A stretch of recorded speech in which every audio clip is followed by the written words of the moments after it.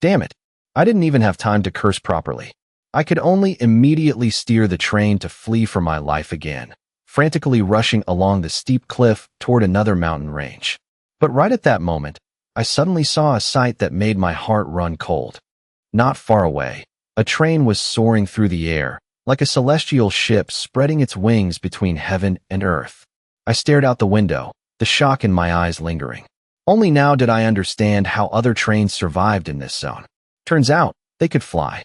The distance was too great for the radar to gather specific details about that train. But I could see it clearly. There were no wheels underneath it, only rolling clouds, as if it were riding the wind in clouds. Looking down at the ground from high above, was the gap between the white zone and the green zone really this massive?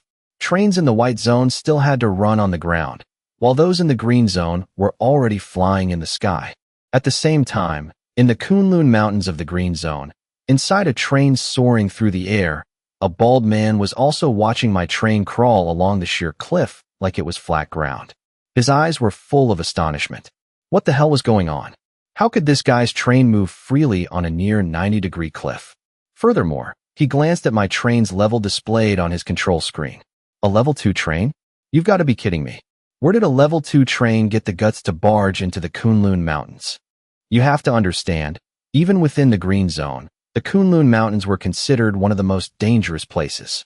Even level 4 or level 5 trains taking a trip here was extremely risky. Yet a level 2 train dared to charge in? He recognized that mechanical attachment. It was called spider legs. But if he remembered correctly, it was a green-grade attachment. Even maxed out, it could only move freely on slopes of about 45 degrees. Could it be? The man frowned slightly. Could it be that the other party used a massive amount of manhwa stones to reinforce the spider legs, forcibly breaking through its level cap?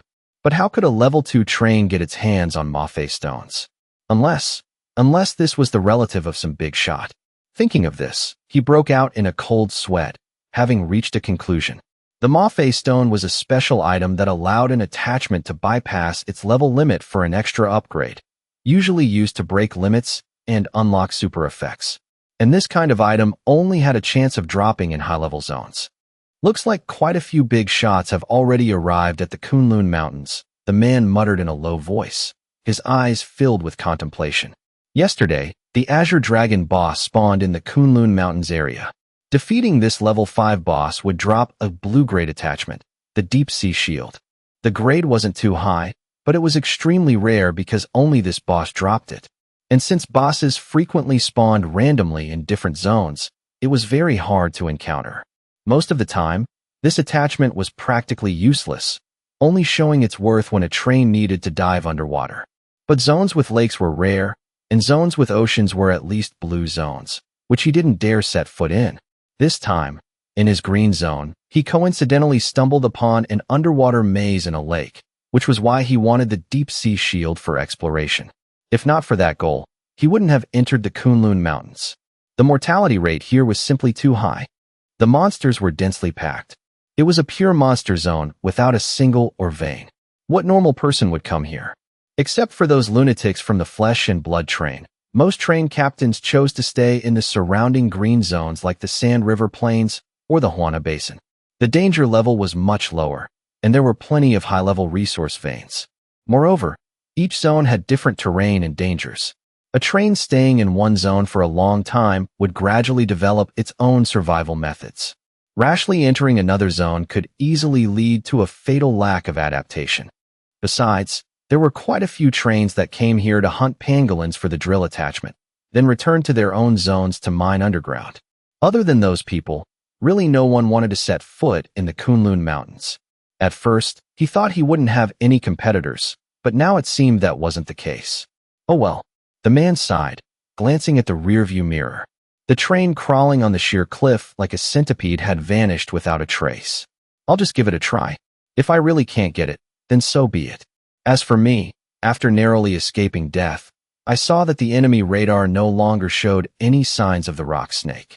My long tense nerves finally relaxed a bit, but my teeth were still clenched.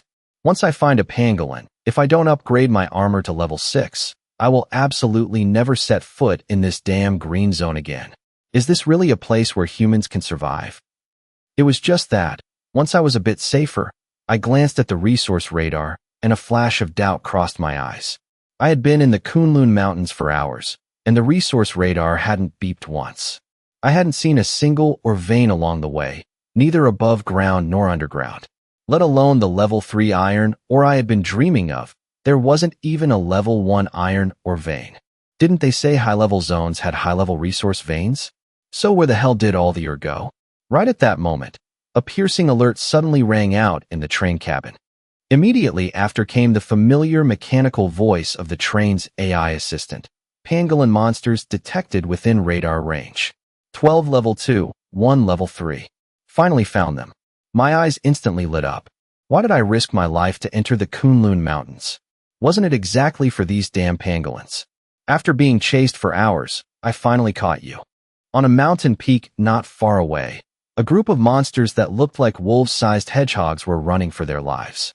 Behind them was a level 4 rock snake slithering across the grass at terrifying speed. I gritted my teeth, steering the train up the mountain slope while muttering under my breath, "Hold on, hold on. Don't you dare die. I'm coming." As the two sides were about to clash, the 4 heavy machine guns on the roof of the carriage slowly rotated their barrels. The moment the AI announced a successful target lock in the cabin, the deep roar of gunfire echoed through the forest. I didn't use the crossbows. I went straight for the level 3 ammo. It was hard enough to encounter pangolins. Now was not the time to be stingy with copper ore. The crossbow's firing rate was too slow. In this situation, heavy machine guns were much safer. Hundreds of bullets rained down, blanketing the dozen or so pangolins. Almost instantly, they exploded into a mist of blood mid-air.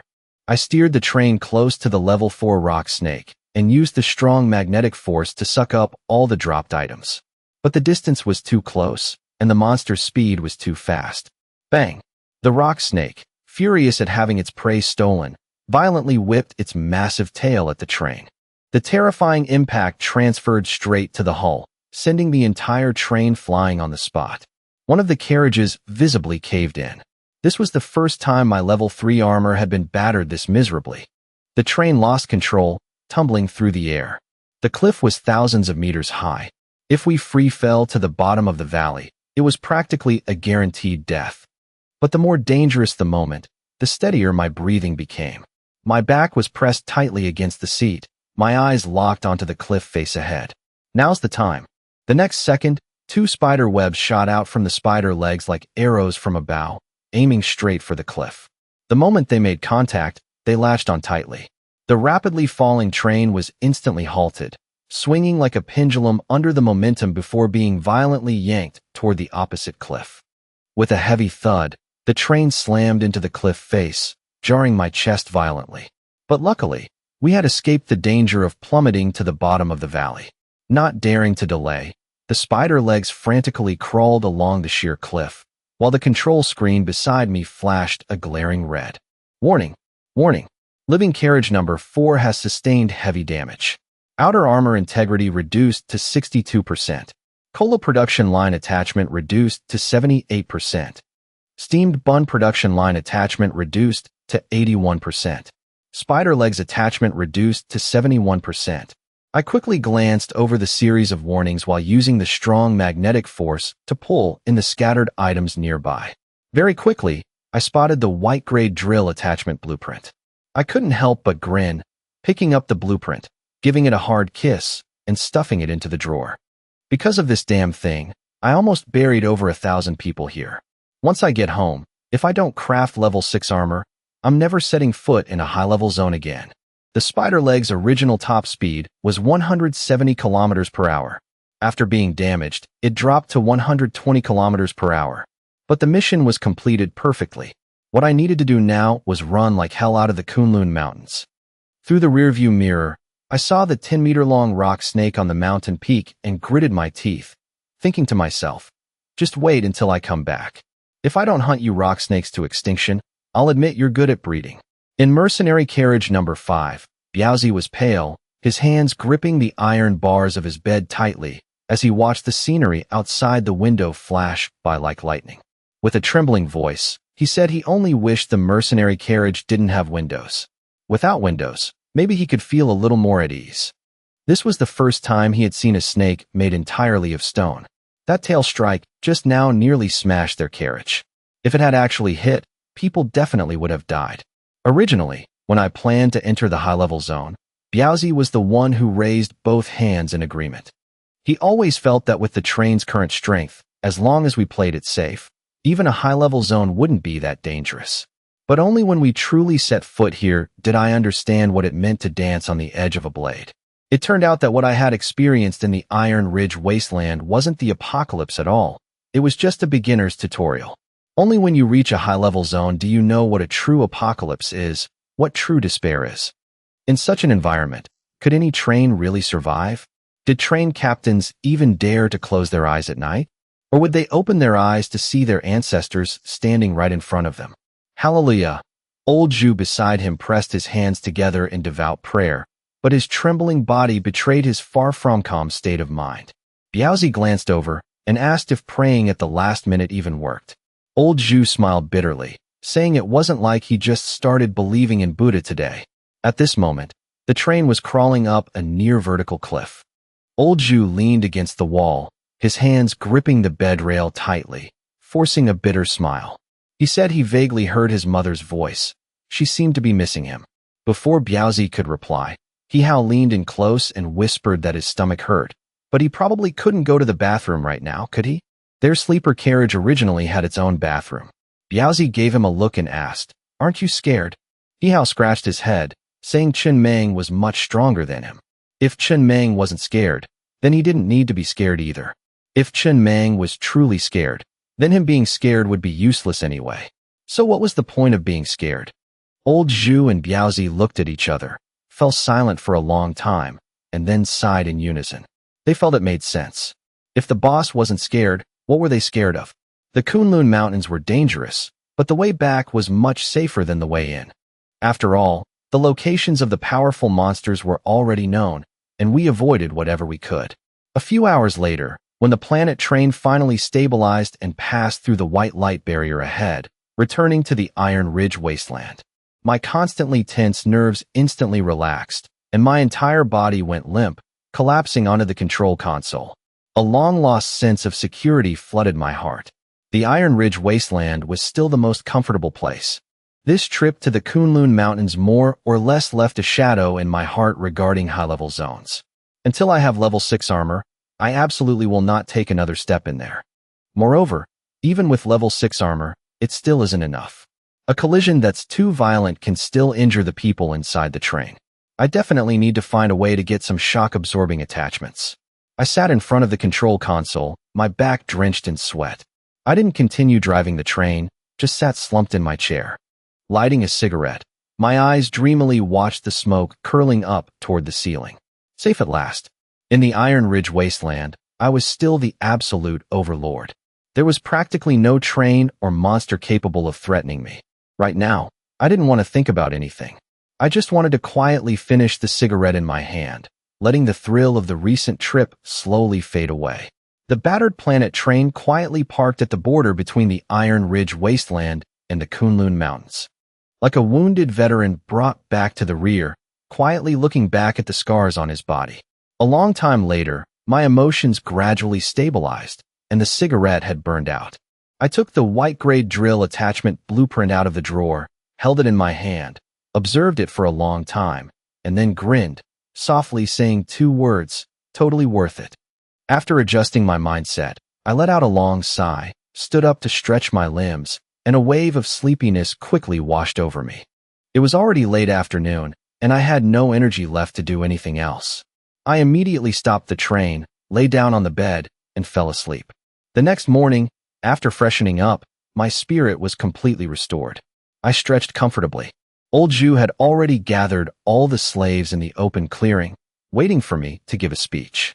This was the first time I officially spoke to this new batch of slaves. After this, they would start preparing to go down into the mines. I leaned on my cane with both hands, standing on the roof of the train, looking down at the dense sea of people below. There were over 1,000 of them. The last time I stood in front of this many people was back in school, standing under the flagpole reading a self-reflection letter.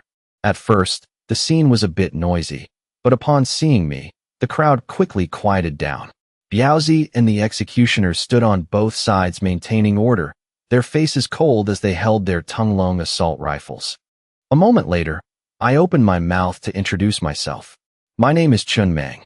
My voice was broadcasted through the loudspeakers, reaching the ears of every slave. I said that I always treated my slaves well, and the 800 new slaves who just joined must have felt it. Currently, they were enjoying the lowest level 3 slave treatment, 10 soft-filled buns, and 2 bottles of pure mineral water every day. Compared to their previous living environments, they all knew in their hearts whether this was good or bad. I pointed into the distance and asked if they saw Ji Chu Chu, a famous superstar before the apocalypse. Surely everyone knew her. I once promised that as long as they worked hard, I would snatch her back to the planet train, and I did it. Being a slave here, you can even enjoy perks that other train captains could never dream of. Ji Chu Chu stood to the side, smiling at the slaves, waving without any fear.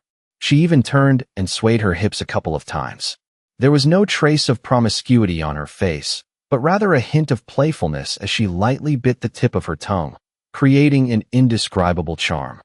Truly a natural-born temptress. Furthermore, I calmly paused for a moment before continuing, stating that the planet train was currently the strongest train in the Iron Ridge wasteland. As long as they were on the train, everyone would receive protection. From now on, there was no need to worry about safety. Food, water, and protection, these were all things I bestowed upon them. All I needed in return was for them to use all their strength to mine.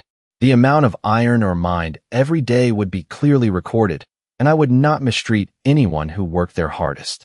After speaking, I asked all the women to step forward. The women among the slaves looked at each other with some unease, but they stepped forward one after another. I glanced over. There were over 100 of them in total, not a very high percentage. I said that on the planet train, everyone had to prove their worth. Those who wanted to mine like the men, stand on the left. Those who wanted to do lighter work, stand on the right. Very quickly, over 60 women ran to the left, while the remaining 40 stood on the right. I frowned slightly, my gaze stopping on a woman standing on the right. She was nearly 1.8 meters tall, with bulging muscles, weighing at least 145 kilos, her face full of flab. I couldn't help but ask again, didn't I say those who want to mine stand on the left? She hurriedly shook her head, forcing what she thought was a seductive smile, and said she wanted to do light work. I took a deep breath, waved my hand, and told Biaozi to lead her to the left. With a physique like that, if she didn't go mining, what kind of light work could she possibly do? Professionals should do professional work. Having resolved this minor issue, I looked at everyone again and said that when their mining output reached a certain level, they could be promoted to level 2 slaves, or even level 1. In the days to come, they wouldn't have to worry about running out of mines to dig. Once promoted to level 2 slaves, they would even have the right to rest and relax.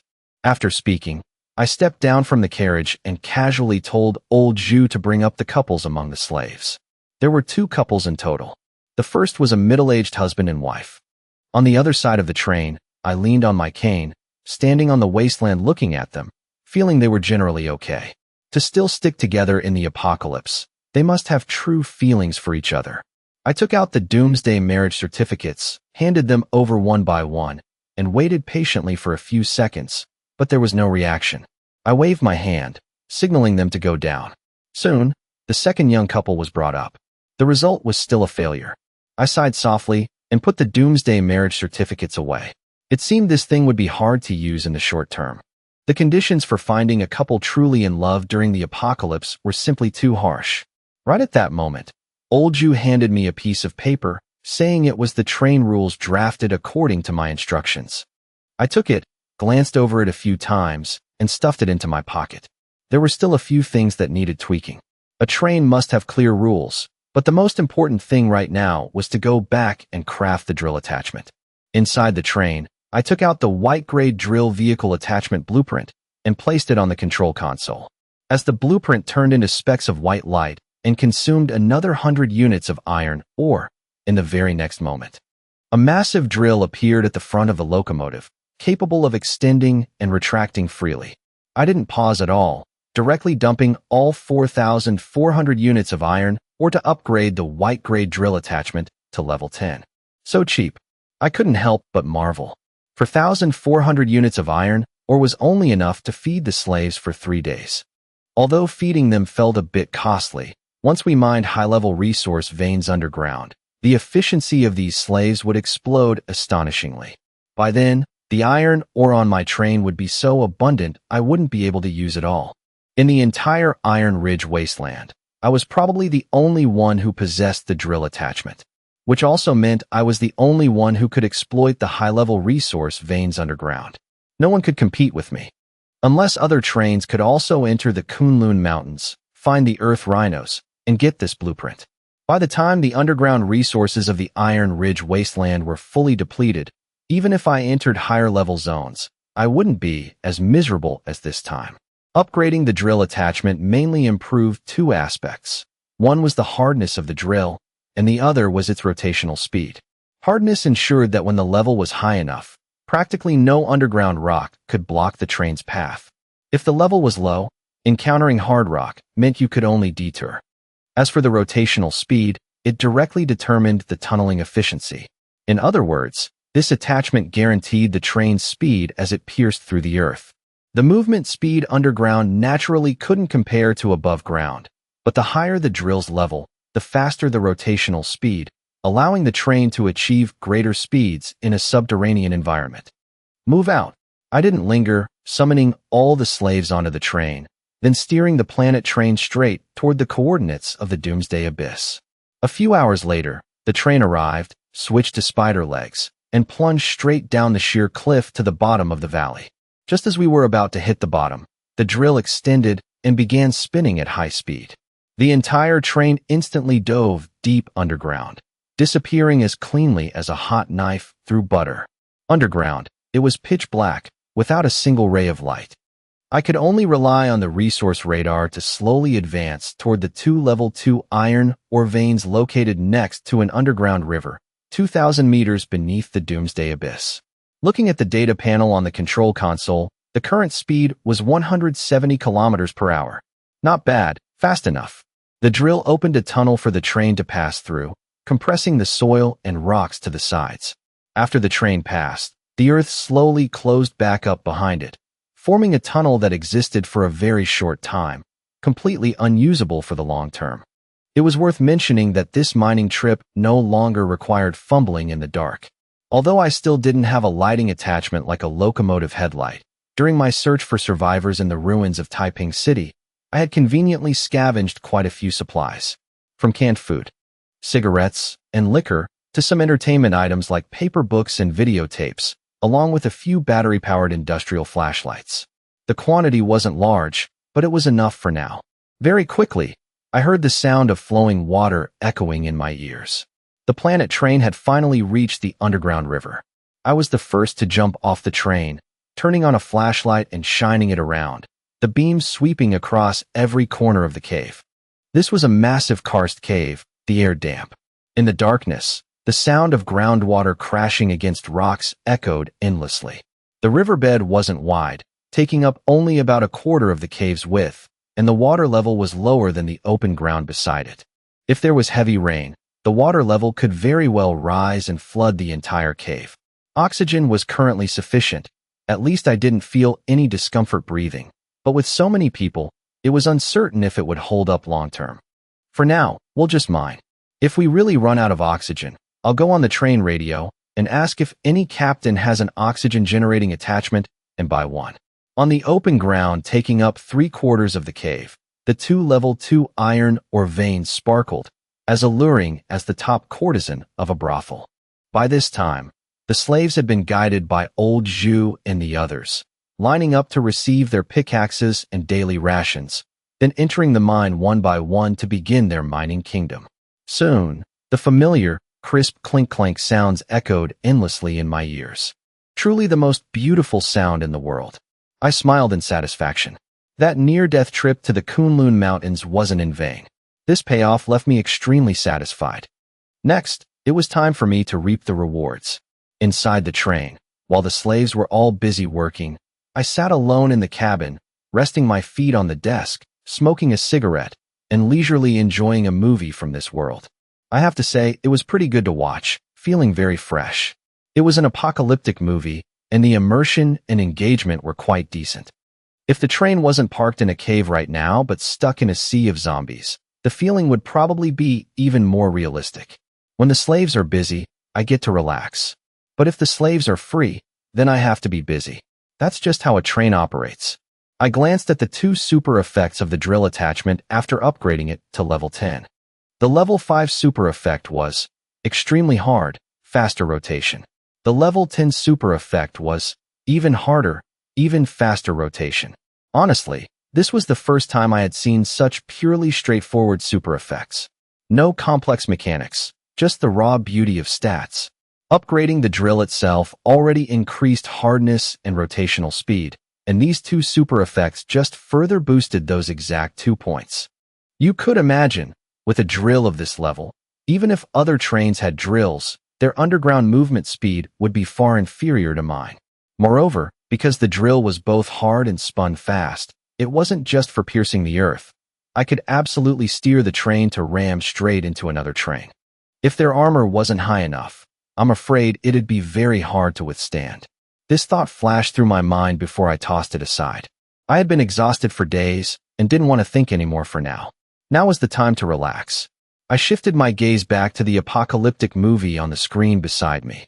In the movie, the male lead was surrounded by zombies, trapped in an extremely dangerous situation.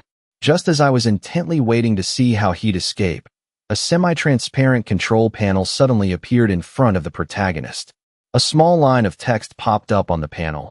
You have unlocked the system to grow stronger by killing zombies. Seeing this scene, I froze for a beat and couldn't help but curse. Are all the movies in this world shot this damn way? 2,000 meters underground in the doomsday abyss, inside the cave, Biaozi held his gun, constantly patrolling around the working slaves, not daring to slack off even a bit. There were far more slaves now than before. If any mistake happened, the first person to bear the blame would be him. He wasn't worried about the slaves actually succeeding in a rebellion. After all, I was here, but suppressing a riot would definitely result in a few deaths. And that responsibility would 80% fall on the head of the chief executioner, which was him. Right then, Hihao sneaked over, quietly called out Brother Biao, and asked if he had any cigarettes left. He hadn't smoked all day and was craving one. Biaozi frowned, asking didn't he already have an assigned patrol route? Who gave him permission to run around? If something happened, who would take the blame? He said he was out of cigarettes too and told Hihao to hurry back to his post. Hihao chuckled awkwardly, lowering his voice to say that a few days ago in the Taiping City ruins, they had scavenged a lot of cigarettes. At the time, he told Biaozi to keep a few packs, but Biaozi handed them all over, saying I would definitely distribute them to everyone. But there was still no sign of them being handed out. How about Biaozi go find me and ask? Biaozi stared at Hihao in silence for a long time before slowly speaking, reminding him that before the apocalypse, he was Hihao's team leader. He was the one who brought Hihao out of the village to work on construction sites. After the apocalypse, he took Hihao everywhere and even saved his life several times. Had Hihao forgotten these 2 debts of gratitude? Hihao shook his head, saying he hadn't forgotten. Biaozi then told him not to say things that put him in a difficult position anymore. Patting Hihao's shoulder, he added that a few days ago, Hihao had been talking in the carriage about how he could play with Ji Chu Chu, claiming it was something I had promised. At that time, old Zhu's face instantly darkened. Those weren't things Hihao should be saying. Everyone knew Hihao was his trusted aide, someone who had followed him from the start. Spouting nonsense like that was no different from putting him in a tough spot. Telling him to go ask me for cigarettes. Who exactly had the face to do that? Him or Hihao? If he refused, would Hihao hold a grudge, thinking that now that he was living well, he no longer cared about his old brother's feelings? Biaozi said he wasn't saying all this to lecture him, but only hoped Hihao wouldn't speak so recklessly in the future. His status on the train wasn't that high. To put it nicely, he was the chief executioner. To put it bluntly, I just needed someone in that position and didn't care who sat there. He asked if Hihao understood. Then he pointed at Erden, who barely spoke a word and was still patrolling his designated route, telling Hihao to learn from him. When working, don't think about other things. Erden and Hihao had both followed Biaozi since before the apocalypse, from the same village. Like many guerrilla contracting teams, The workers were all acquaintances from the village, so they were very united when out in the world. But Hihao still wouldn't let it go, remembering that Biaozi still had one cigarette in his pocket and immediately asked for that one. Biaozi looked at the unfamiliar Hihao in front of him, stayed silent for a long time, then took out his cigarette case and handed him his last cigarette. He stood watching Hihao's retreating back for a long time, his eyes gradually darkening. That was the cigarette he had saved to smoke before he died. Even though things were going well now, in the apocalypse, who knew when they would die? So he always kept one, treating it as an incomplete period to his life. Hihao knew this, but he hadn't expected Hihao to demand that exact cigarette. Hihao had started to get a big head, especially with so many new slaves joining. Everyone was respectful to him, making him think his status on the train was very high, completely oblivious to who had given him his current position. Old Ju's suppression of Hihao yesterday was actually a warning to Biaozi as well. At the time, he had even stepped in to speak up for him, but thinking about it now, if he didn't change Hihao's attitude, sooner or later, Hihao would bring disaster upon him.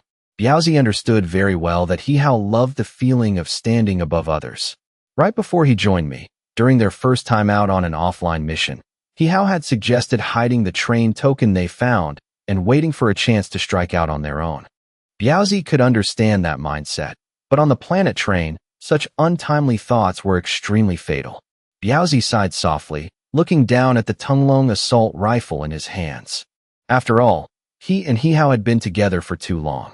He couldn't just kill Hihao over this. He wasn't a good person, but killing his own brother was something he still couldn't do. Tonight, he had to find a chance to have a frank talk with Hihao. If this continued, something bad would happen sooner or later. Hihao's mentality was already teetering on a very dangerous edge. I rested my feet on the desk, holding a bag of potato chips, eating while watching the apocalyptic movie of this world with great interest. The plot was a bit cliché, but overall it was quite decent. From it, I could also catch glimpses of this world's culture. The feeling of slowly exploring such an unfamiliar world was very fascinating. It had been a long time since I had a truly relaxing moment. In the apocalypse, moments like this were truly rare. I glanced at the train radio. A few minutes ago, I had just asked on there if anyone had an oxygen-generating attachment or a locomotive headlight. Right after I sent the message, the chat room exploded.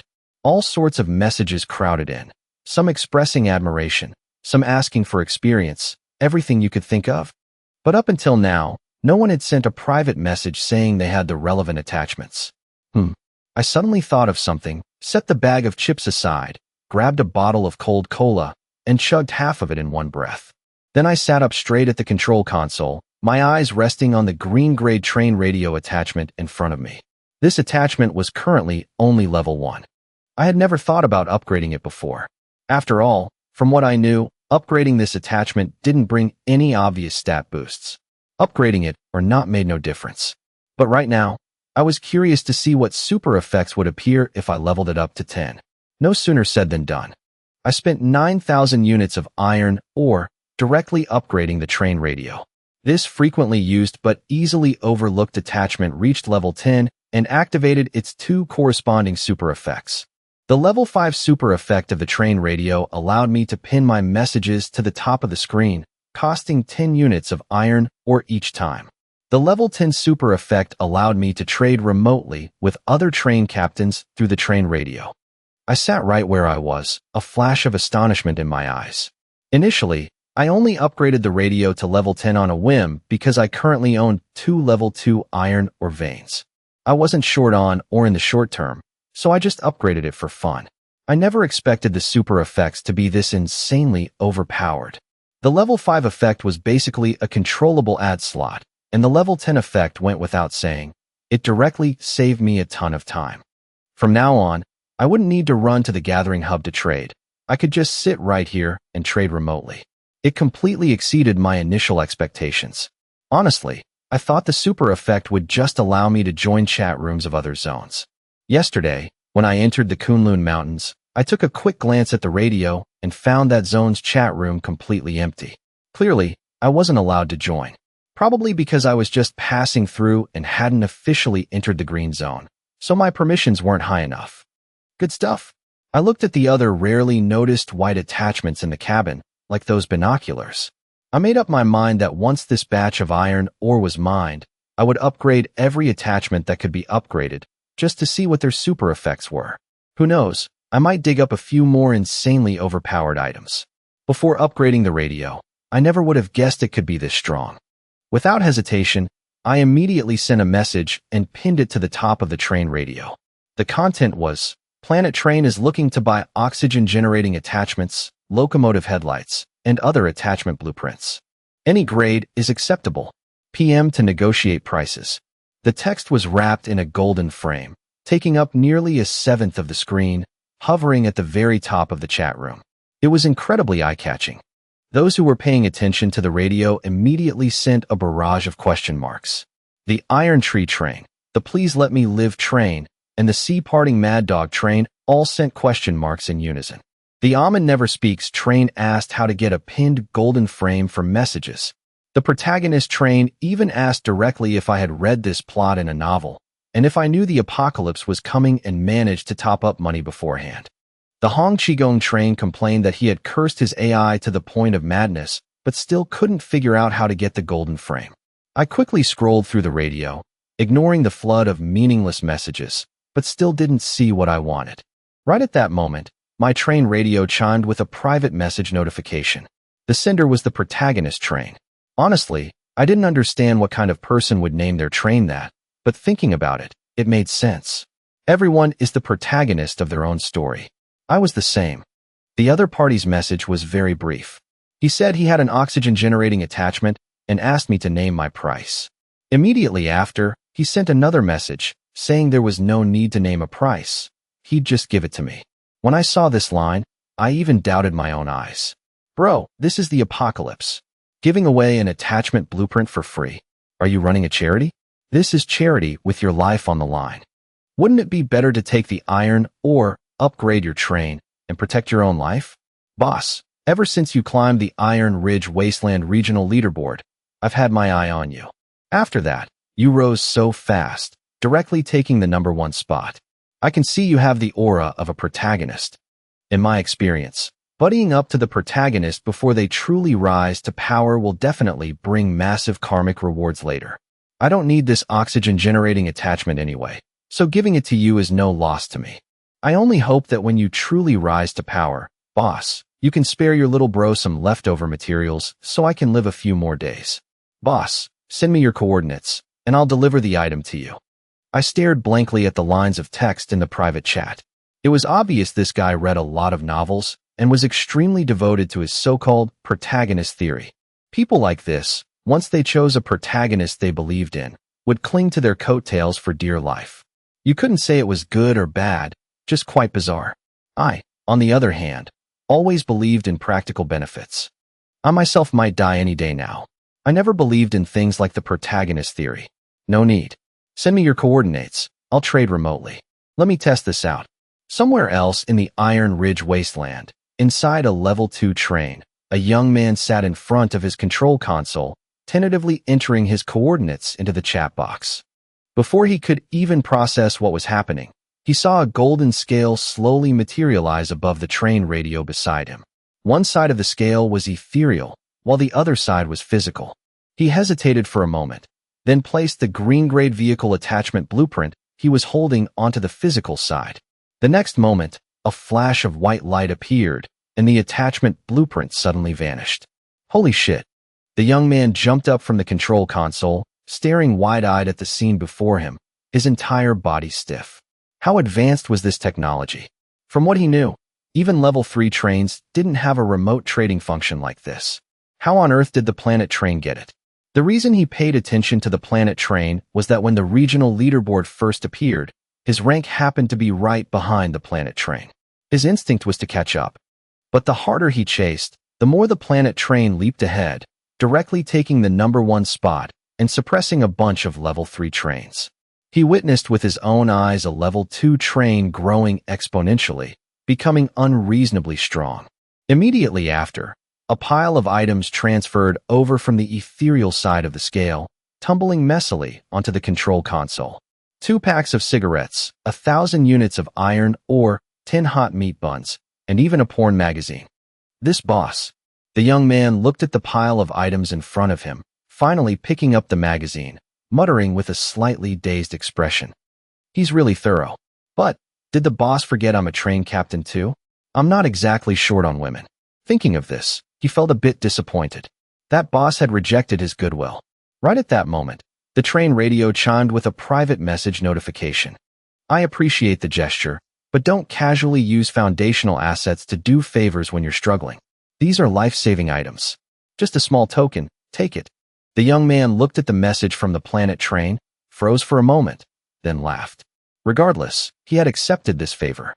Once the planet train truly rose to power, if he ever found himself in a life-or-death crisis, maybe this favor could save his life. Besides, it wasn't too bad. He looked down at the porn magazine in his hand, flipping through the pages. Even though he wasn't short on women, this thing brought a different feeling, as if he were still living in a civilized society. Right then, the cabin door was pushed open. A middle-aged man with a bitter face walked in, whispering, "Son, you're a train captain now. I'm your father, after all. Can't I enjoy a little peace and comfort?" "Comfort?" The young man frowned, his face turning stern. "What kind of comfort are you talking about? This is the apocalypse. Do you think we're playing house? One less person mining means the train's development slows down. You enjoy comfort today, I enjoy comfort tomorrow, and the day after that. We all go to hell to enjoy comfort together. Don't you understand that logic?" After speaking, the young man secretly stuffed 5 meat buns, a pack of cigarettes, and the porn magazine into his father's chest, lowering his voice. "Take these and hide them. I'm giving you special treatment. But you absolutely cannot stop working. If you rest, my uncles will definitely go on strike. I barely managed to stabilize the situation. Don't ruin this for me." The middle-aged man sighed, looking down at the magazine in his hands. "I understand the logic. I can endure mining every day. But you're out here fooling around every day. Can't you let me enjoy a little bit of comfort? Your mother died early, and I've been single all this time. Don't think about doing things that wrong your mother. Let me tell you, you dirty old man. But you fooling around like this, is that fair to your mother? That's your wife, not mine. I don't have a wife. What does it have to do with me?" "Fair enough. Level 6 Vehicle Attachment Blueprint, Oxygen Generator." I held the blueprint in my hand, sighing with emotion. Although I didn't entirely agree with that young man's methods, there was no denying he had done me a huge favor. With this in hand, my oxygen problem was finally resolved. Not only would I no longer have to worry about whether there was enough oxygen in the cave while mining, but even the 4 refrigerators stuffed with slaves would have enough oxygen supplied. I wouldn't need to build any more slave cabins in the future either. All the slaves could be stuffed into the refrigerators. The 4 slave cabins I built previously could be considered premium slave cabins, a perk reserved exclusively for level 1 slaves. Crafting this attachment only required 500 units of iron ore, which wasn't expensive at all. I immediately used 500 units of iron ore to craft an oxygen generator in Goblin Slave Cabin number 10. Then I spent another 9,000 units of iron ore to directly upgrade it to level 10. With each upgrade, the amount of oxygen generated increased, and naturally, the energy consumption rose as well. A level 10 oxygen generator was capable of supplying enough oxygen for 1,000 people to breathe in a completely oxygen-deprived environment. The circuit system of this attachment was connected to the generator. When turned on, it was considered a high-energy consuming attachment. A level 1 energy stone at 100% capacity could keep a level 1 train running continuously for 100 hours, keep the current planet train running normally for about 60 hours, or power a level 1 off-road motorcycle continuously for 100 days. There were quite a few energy-consuming attachments on the train now, but most of them didn't need to be left on for long periods. The energy stone I loaded into the generator last time still had 37% capacity left. After upgrading the oxygen generator to level 10, I also received 2 super effects. The level 5 super effect allowed the oxygen generator to connect with the train AI assistant. The AI would automatically adjust the oxygen output based on the space's oxygen deficiency level, provided that the train AI assistant attachment was maxed out. The level 10 super effect allowed real-time analysis of the surrounding air quality, syncing the reports with the train AI assistant. I raised an eyebrow slightly. Both of these effects were quite practical. I left the captain's quarters, walked through the carriages, and stopped at Goblin Cabin number 10, looking at the oxygen generator placed in the corner. It looked a bit like the large bubble machines used at parties, with a massive nozzle. When running, it would blast out a massive amount of oxygen from this nozzle. The machine had already started running.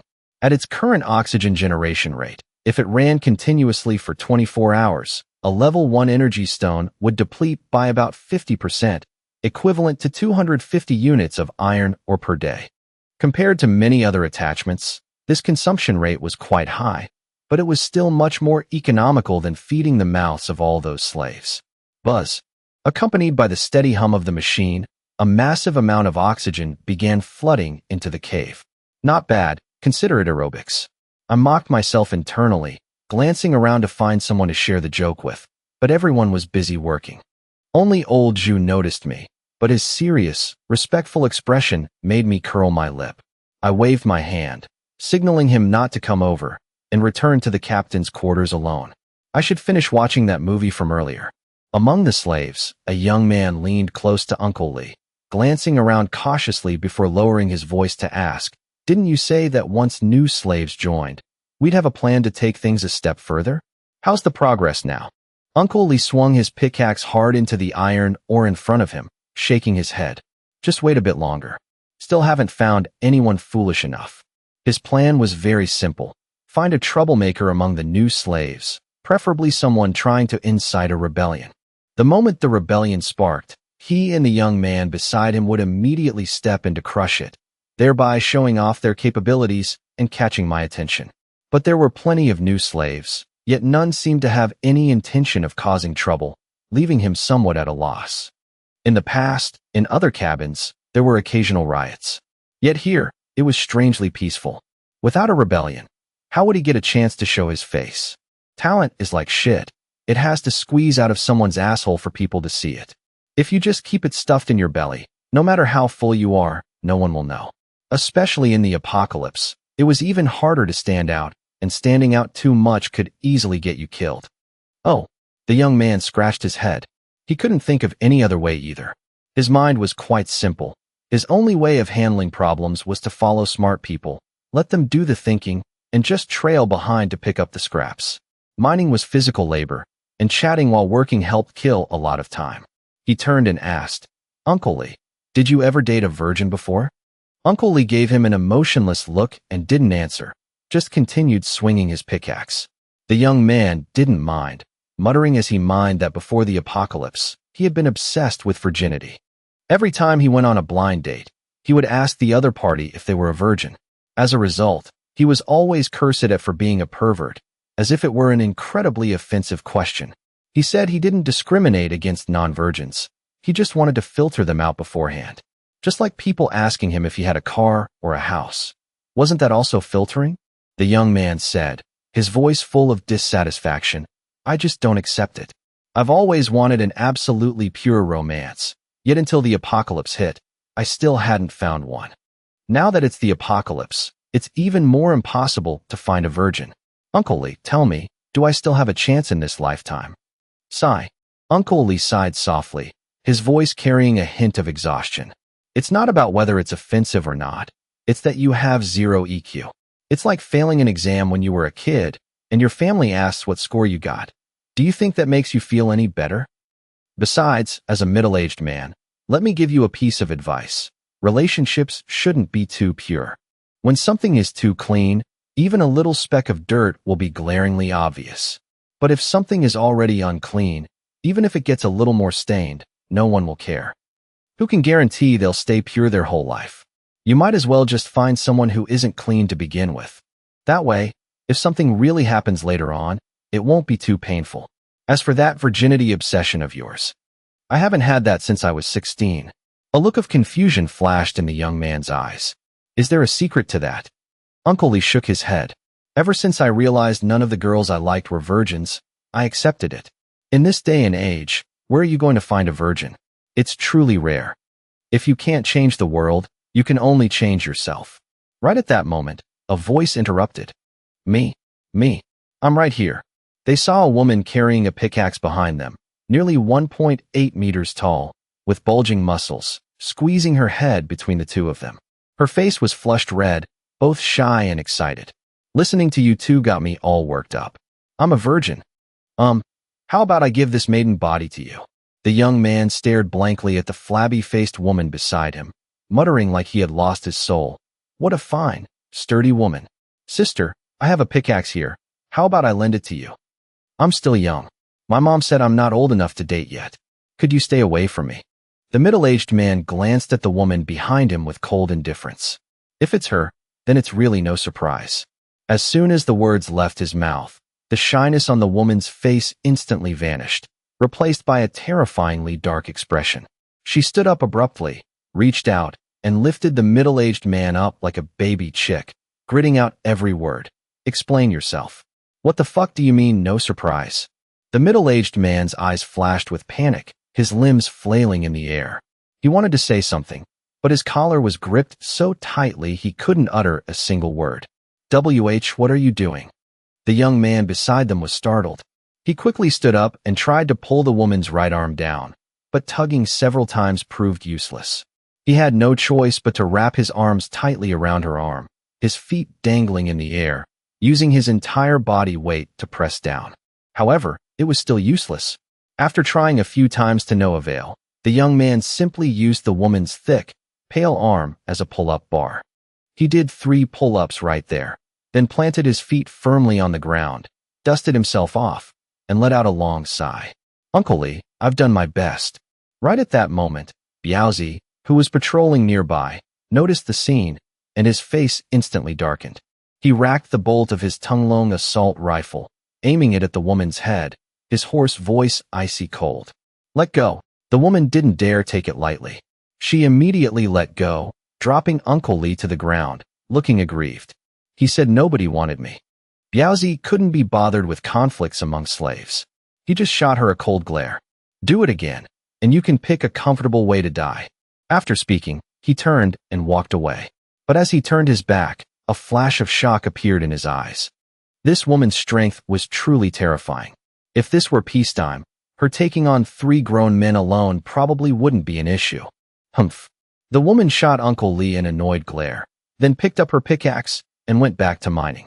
She worked incredibly hard, her efficiency even far surpassing that of many men.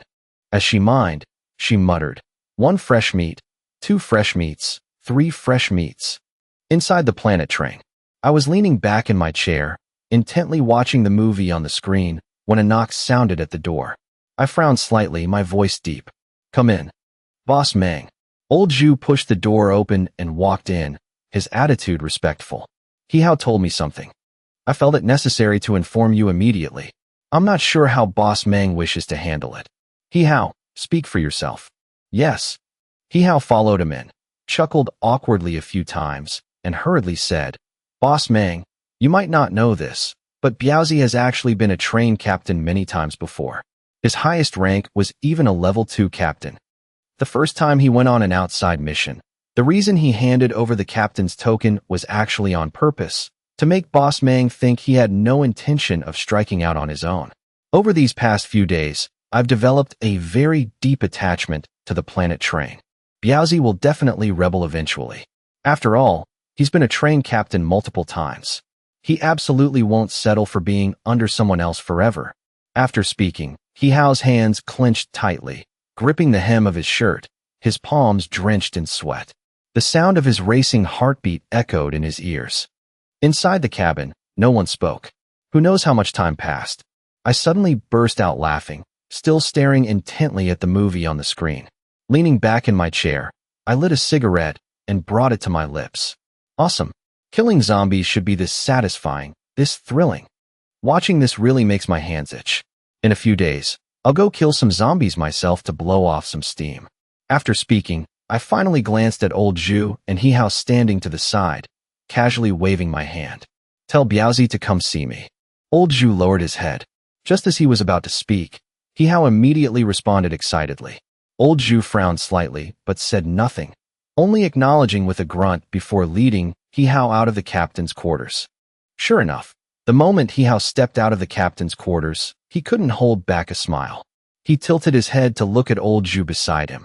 Thanks for letting me know, Chief Zhu. I'll be relying on you to look out for me in the future. Old Zhu paused for a moment, then put on a natural, amiable smile. Easy to say, easy to say. Boss Mang will probably kill Biaozi, right? After all, he hid the fact that he used to be a train captain. According to common sense, based on wasteland customs, he really should be killed. Then that's perfect. Right at that moment, Biaozi had received the message. Just as he reached carriage number 2, he ran into old Zhu and He Hao. Biaozi. He Hao stuffed his hands into his pockets, looking at the approaching Biaozi, smiling as he said, "Thanks for telling me. Boss Mang only needs this position filled. He doesn't care who sits in it. If you can sit in this position, why can't I? I've already reported you to Boss Mang." Nervous? Once a person does something that weighs on their conscience, they look exactly like you do right now. Look at you. Your face is completely pale. Biaozi originally had no idea why he was called over. Hearing these words was like a bolt of lightning striking him out of nowhere. His face instantly turned deathly pale, his eyes filled with disbelief as he stared at the smile on He Hao's face. At this moment, He Hao seemed incredibly unfamiliar in his eyes. Biaozi's body trembled, nearly unable to stand steady. His eyes were red as he gritted out every word. "He Hao, I haven't treated you badly." Not badly. He Hao's expression instantly turned ugly. "When we first started following Boss Mang, on the first night of guard duty, why did you make me go? Out of all the people you could have used, you specifically used me." Biaozi took a deep breath, not even caring that old Zhu was right there, and said bluntly, "At that time, everyone else was intimidated by me. Only you and Haigo always followed me, acting as my trusted aides. If I didn't make you stand guard, who else would I make do it? Furthermore, you fell asleep that night, causing the train to be surrounded by a pack of zombie wolves. Later, when Boss Mang investigated the responsibility, I was the one who took the blame for you. Did you fucking forget? Haha."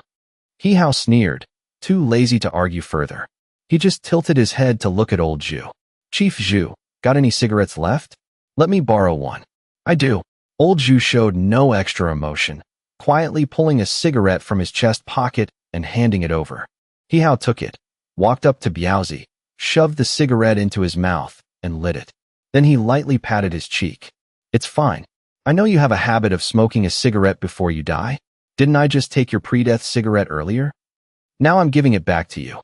Finish smoking and go on your way in peace." Biaozi's face was completely drained of blood, his eyes red. He spat the freshly lit cigarette right into He Hao's face, then stepped past him, looking at old Zhu beside him. His voice trembled with fear, but he tried to stay composed. "Chief Zhu, what is Boss Mang's attitude? Can you give me a hint?" Old Zhu shook his head. "I don't know." "Then how much of a chance do I have?" "I don't know." "Not even a slight chance." Old Zhu shook his head again. "Unclear." As a subordinate, casually guessing the thoughts of a superior was never a good habit. Old Zhu had been a subordinate for too long. He might not be great at his job, but he knew exactly how to stay alive. After all, to put it bluntly, aside from specialized skills, anyone could do this job. After failing to pry any information out of old Zhu, Biaozi took a deep breath, trying to stand up straight and smooth out the wrinkles in his clothes. Then he turned around, picked up the cigarette he had just spat at He Hao's feet, ignored the other's cold sneer, and put it in his mouth. Standing in front of the captain's quarters, he took 2 deep drags, considering his pre-death cigarette smoked, and crushed the cherry right in the palm of his hand. Carrying a heart turned to ash, he pushed open the door to the captain's quarters. The first thing he saw was me with my feet propped on the desk, intently watching a movie. Biaozi didn't dare speak, only gently closed the door and stood quietly to the side, waiting. The only sound in the room was the movie's dialogue playing like background noise, making his body involuntarily go limp. Who knows how much time passed? When the ending credits rolled, I still wasn't satisfied and switched to the next movie. I pulled 2 cigarettes from the pack, casually tossed one to Biaozi, then lit one for myself, my voice casual. "Do you have anything to say?" The moment the words left my mouth, Biaozi's body completely collapsed. He fell to his knees, his eyes red, his hoarse voice trembling. "Boss Mang, I hid this because I was afraid you'd think that since I used to be a train captain, I wouldn't be willing to serve under someone else. But the truth is, precisely because I used to be a train captain, failed multiple times, and even nearly died out in the wasteland, that I understand just how hard it is to be a train captain. These past few days, I've clearly seen the development of the planet train. It's countless times stronger than my train back then. Boss Mang, I truly consider the planet train my home. In the dead of night, just thinking about being a member of the planet train makes me so proud I can't sleep. Ever since I started following you, I, Biaozi, can ask my conscience and say I've never done anything to wrong you, or wrong the planet train. These past few days, I've always worked diligently, not daring to slack off in the slightest. In my village, there's a saying, a whore who leaves the life is the most loyal. I am just like that. Precisely because I've witnessed so much danger in the wasteland, I understand even more how incredibly lucky I am to have the honor of following Boss Mang. Boss Mang, if you can give me one more chance, just watch my performance from now on. If there's even the slightest thing about me that displeases you, you won't even need to lift a finger. Just one word from you, and I'll end my own life. After speaking, Biaozi pressed his face to the floor, his body trembling uncontrollably, quietly awaiting his final judgment. He had always worried this bomb would go off, but he never thought the day it actually exploded would come. After a long while, lying back in my chair, I casually dropped the burnt-out cigarette into the cola cup beside me and said calmly, "The guy under you, his name is He Hao, right? I don't like him. Handle it however you see fit." Biaozi's body suddenly stiffened. Then he kowtowed heavily 3 times, his eyes red as he stood up. His face was already covered in tears, his voice hoarse. "Boss Mang, just watch my performance from now on." After speaking, he slowly backed out of the captain's quarters. Outside the captain's quarters, He Hao was restrained by 2 lackeys, kneeling on the ground.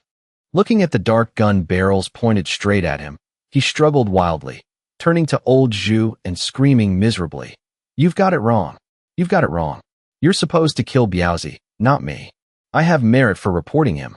If you kill me, who will ever dare to report anything again? You can't kill me. You can't kill me." Old Zhu watched He Hao struggle violently and sighed softly. He had warned He Hao a few days ago, but He Hao didn't listen, instead throwing himself onto the path of death. He believed too much in the rules, failing to understand that in the wasteland, even with unspoken rules, the one who decided everything was the train captain. Whatever the train captain said, went. This was no longer the pre-apocalypse era where everything operated by the book. Seeking his own death, he had no one to blame but himself. He Hao. Biaozi, his eyes red, walked up to He Hao carrying the Tunglong assault rifle. He pointed the barrel at his head, speaking slowly, word by word. Or rather, "Hey Hua, that was your name back in the village. Later, when we went out, because you were always stealing chickens and dogs, you got the nickname He Hao. All these years, I haven't treated you badly. For us brothers to end up like this, you brought it upon yourself." "Biaozi, no, Brother Biao. Brother Biao." He Hao was completely in despair, his voice laced with sobs. "Give me a chance. Please spare my life, okay? I'll definitely listen to you from now on. I won't dare do it again. I really won't dare. Haigo, we're all from the same village. Say a word for me." "I can't." Haigo shook his head, his face ugly. "You even reported your own people. If this were back in the village, your family's reputation would stink so bad people would point fingers behind your back every single day." Biaozi squatted down, pulled out a cigarette, lit it, and took a deep drag. Then he shoved the lit cigarette into He Hao's mouth, lightly patting his cheek. "This is called a pre-death cigarette. Finish smoking this and get on your way. That's the proper procedure. We were brothers once. Let me send you off personally." The next moment, without waiting for He Hao to say another word, bang, bang, the deafening sound of gunshots rang out, blending into the clink-clink sounds of mining. At the other end of the train, the slaves didn't even know what had just happened over here. Old Zhu stood to the side, looking at He Hao lying in a pool of blood, and clicked his tongue. "A few days ago, you were shaking when you killed your mother's idol. Now you kill your old brother, and your hands are this steady." "Chief Zhu," Biaozi forced a bitter smile, "stop mocking me. I was just talking nonsense that day. I was just scared, worried that if I was exposed, I'd end up like this too." All right. Old Zhu smiled, patting his back. "Go adjust your mood. I know you're sad right now. After all, he used to be your brother. But this time, you could say it was a blessing in disguise. I'll go find a place to bury him. Inside carriage number 5, Ji Choo-choo sat by the window, witnessing everything with her own eyes, but there wasn't much expression on her face. She hummed softly while combing her hair. Ever since the apocalypse arrived, she had seen too many things like this, almost getting used to it. Sister Choo-choo. A girl beside her leaned in curiously, lowering her voice to ask, that day when Boss Mang left you alone, did he do anything to you? The other girls immediately perked up their ears to listen. Although Ji Choo-choo was a level 1 slave, she was allowed to live in the lackey's carriage. These girls were all minor celebrities, not as famous as her. Though they couldn't live in the lackey's carriage, they could still come over to visit. He did. Goei Choo-choo stuck out her tongue and smiled. And Boss Mang was very satisfied. The girl who asked the question was a bit stunned, not quite understanding. If he already touched you, why didn't he keep you around? That way, you'd be the second in command on this train, and we could enjoy some perks through you. This train is way stronger than our old one. Boss Mang asked me how many people I've slept with. I told him the truth. He probably thought I've been around the block too many times. Goei Choo-choo spoke very frankly, without any taboo. Are you stupid, sis? The little girl was so frustrated she didn't know what to say. You just had to say you were a virgin. Who knows, Boss Mang might have kept you. A virgin? Goei Choo-choo picked up a mirror nearby, staring at her reflection for a long time before tilting her head with a smile. With a face like mine, even if I was pure before the apocalypse, after surviving in it for a year, what do you think the odds are of me still being a virgin?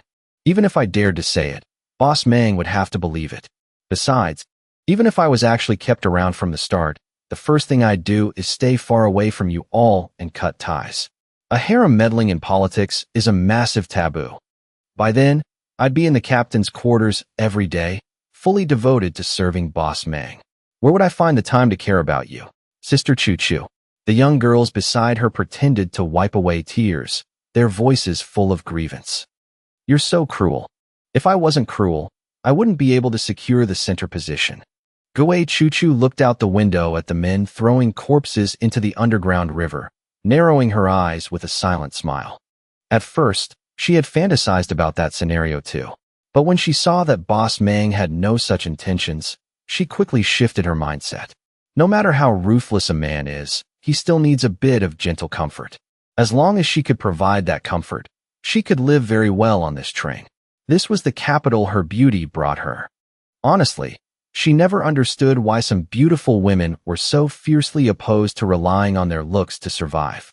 A beautiful woman refusing to use her face to make a living was no different from a rich second-generation heir stubbornly insisting on starting a business from scratch. Trying too hard to prove oneself only leads to wasting the very capital one possesses. Meanwhile, in the captain's quarters, I paid no mind to these trivial details. I finished watching another movie, then leaned back in my chair, completely satisfied. This time, no one interrupted my viewing. In the apocalypse, having such a relaxing moment was truly rare. It was incredibly fulfilling. Just then, the train's radio beeped. Someone had sent me a private message. After getting the oxygen generator, I deleted the request for it from my message and continued to pin it long-term. Each pin lasted about 10 minutes. I had the train's AI assistant constantly time and position the new pin messages for me. After finishing 2 movies, someone messaged me privately again. I have the blueprint for the front headlight accessory. How much can you pay? A very straightforward question. How much do you want? 5,000 units of iron ore. Too expensive. A white-grade accessory blueprint isn't worth that much. You're at the top of the wasteland train leaderboard. You definitely aren't lacking this bit of iron ore. Fair enough. Send me your train's coordinates. I'll bring it over. In the train's control room, I slightly narrowed my eyes, playing with the object in my hand. It was a sharpened branch, its surface still stained with dark brown blood. This was the simple self-defense tool I crafted on my 3rd day after crossing over to this world. I once used this very branch to kill a man who came looking for trouble. With the train's current power, I no longer needed it. But this branch gave me a very special feeling. During those days when I had zero sense of security, when I could die in the wasteland on any given day, this ordinary branch gave me my faint, yet only sense of peace. I didn't mind making a trip to meet that guy, and I could conveniently save a few more survivors from his train while I was at it. Right now, I was no longer worried about not being able to feed slaves. The iron or deep underground in the teeming wasteland was all mine. My only worry was not having enough slaves to use. However, the other party didn't reply immediately. It took a long while before he responded. 1,000 units of iron ore. Deal. I chuckled. It seemed this guy had thought things through. Maybe he even had some expert advising him on the side. Through remote trading, I placed 1,000 units of iron ore on the scale. The transaction was quickly completed, saving me a trip outside. After obtaining the accessory blueprint, I immediately placed it on the control panel. As the blueprint dissolved into specks of white light and merged into the system, the train quickly unlocked the right to craft this accessory. Actually, I had always suspected something. Did all trains inherently possess the ability to craft every accessory, and the blueprint was merely a key to unlock that authority, rather than the blueprint itself providing the technology to the train? Even though this thought was as pointless as the chicken or egg dilemma, I couldn't stop thinking about it. The front headlight. A white-grade accessory. I had seen a few other trains with this thing. It wasn't rare, but for some reason, my train was missing exactly that item. It could not only be placed at the front of the train, but also installed in various other areas on the exterior of the carriages. I crafted 3 of them, installing them at the front, the middle, and the rear carriage respectively. At the same time, I spent 4,400 units of iron ore to upgrade the front headlight to level 10. Upgrading this accessory didn't increase its brightness. It only reduced its energy consumption. The headlight itself could project a high beam or scatter light, making its overall effectiveness quite strong. At the same time, I received 2 overlimit effects. The level 5 overlimit effect of the front headlight consumes 1 energy stone. Instantly emits a blindingly intense beam of light. The light's intensity depends on the level of the energy stone consumed. The level 10 overlimit effect of the front headlight. None. I looked at these 2 lines of description, raising an eyebrow slightly. The first effect wasn't anything special. It's just a light-based stun, a support type. It's exactly what I expected. But the second supermodule effect is listed as none, which caught me off guard. This is the first time I've seen a supermodule description like that. It means that not every accessory, at every level, has a corresponding supermodule effect. Some parts just won't generate new supermodule effects once they reach a certain level. I guess that's fine. It looks like I won't need to worry about upgrading the front headlights anymore. Level 1 is basically enough. That blinding light effect isn't something I'll use often anyway. It's just a backup soft control skill. At least for now, I can't think of a situation where I'd truly need it. Once all 3 headlights were connected to the engine through the circuit system, the dimly lit cave was instantly flooded with light. The intense glare completely banished the darkness. The energy consumption isn't high either, much lower than the oxygen generator. As the cave brightened, I could clearly see all the slaves working, and I also spotted a dozen or so people relieving themselves in a far corner. Honestly, sometimes you don't need to see things that clearly. When your population hits 4 digits, eating and sanitation become major issues. It wasn't a problem on the planes. On the train, you just have to hold it. When the train stops, you can settle it anywhere, but you can't just do whatever you want inside a cave. So, Old Jew set up a specific area for them to use. Still, with over 1,000 people, everyone has basic needs. I remember back on the Khan family's train, slaves relieving themselves right in the carriages was a daily occurrence. The train couldn't just stop for one person while it was running. My train really needs toilets now, but I've never seen a blueprint for a bathroom accessory.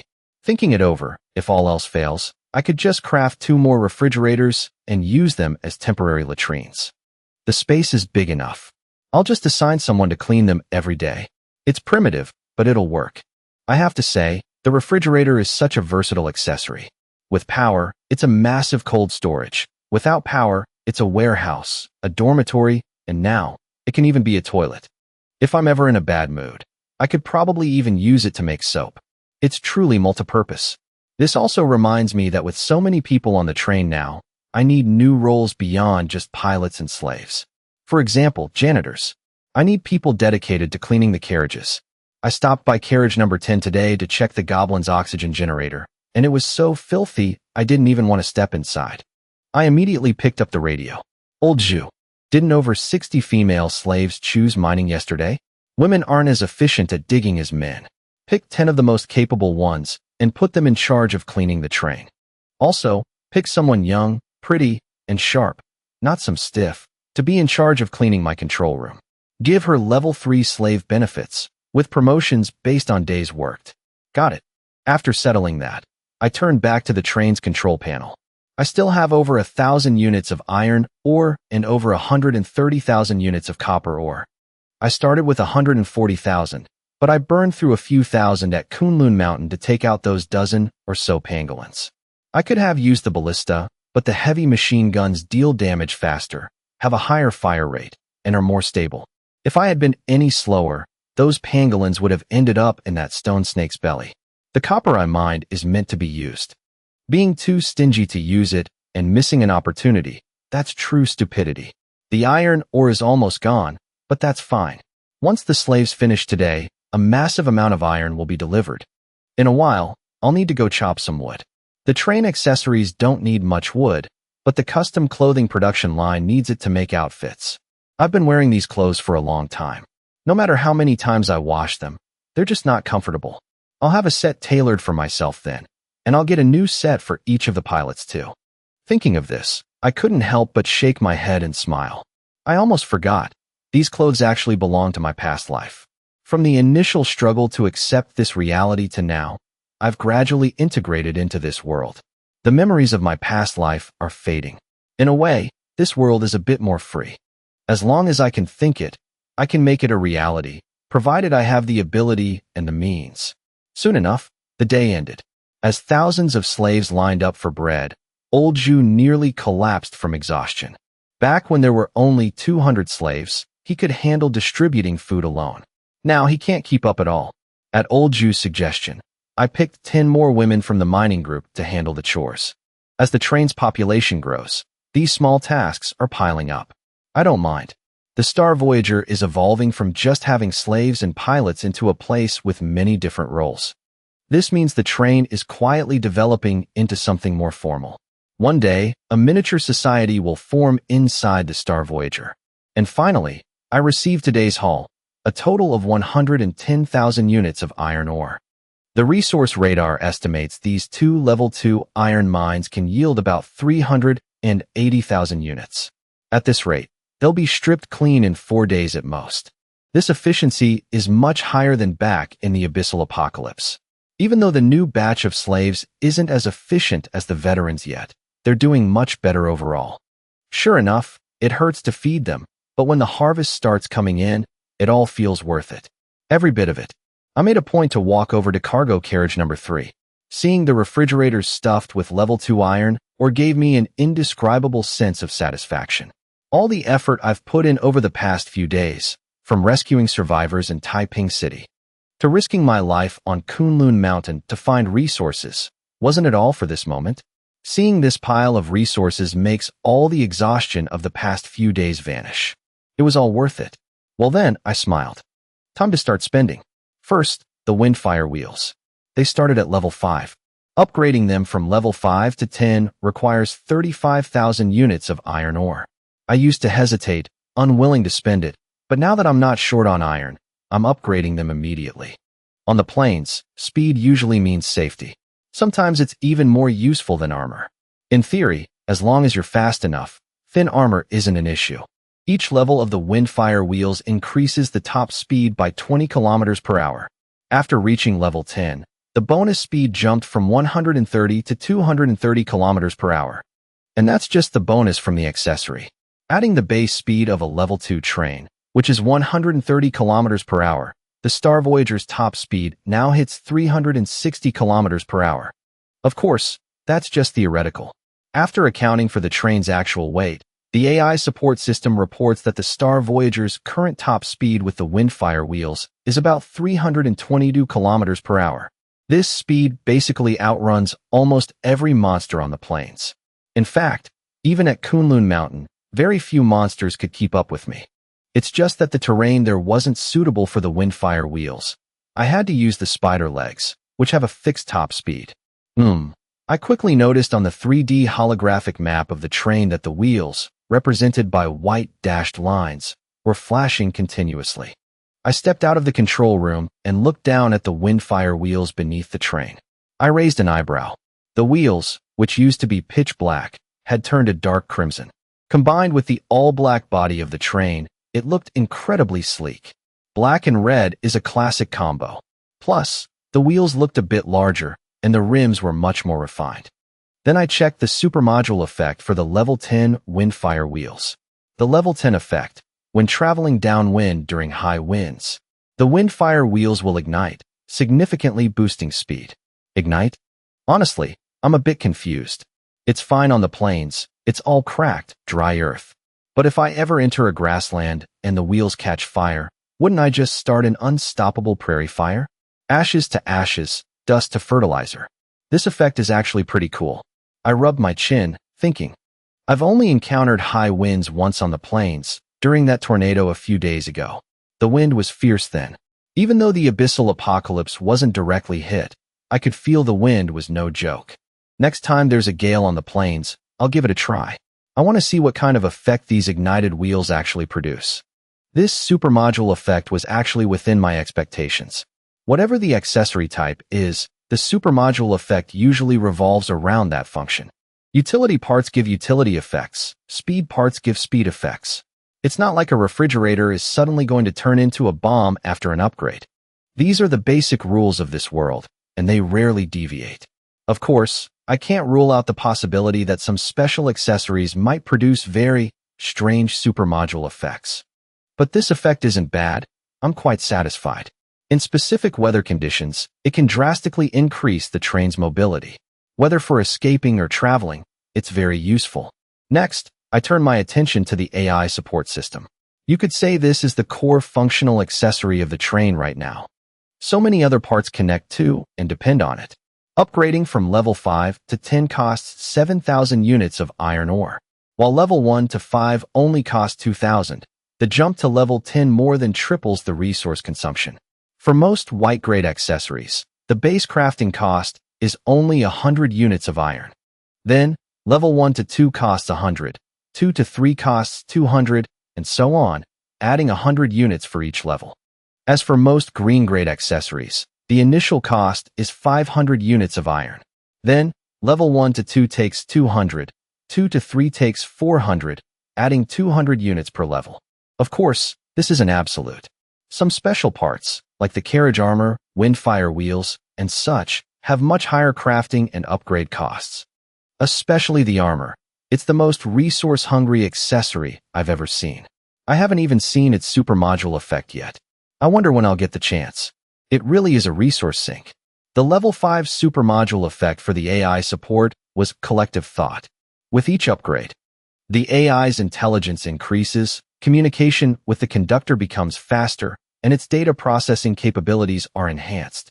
Specifically, it can control more accessories simultaneously. For example, it can adjust oxygen production, while fine-tuning the enemy detection radar and using the heavy machine guns to lock onto targets within radar range.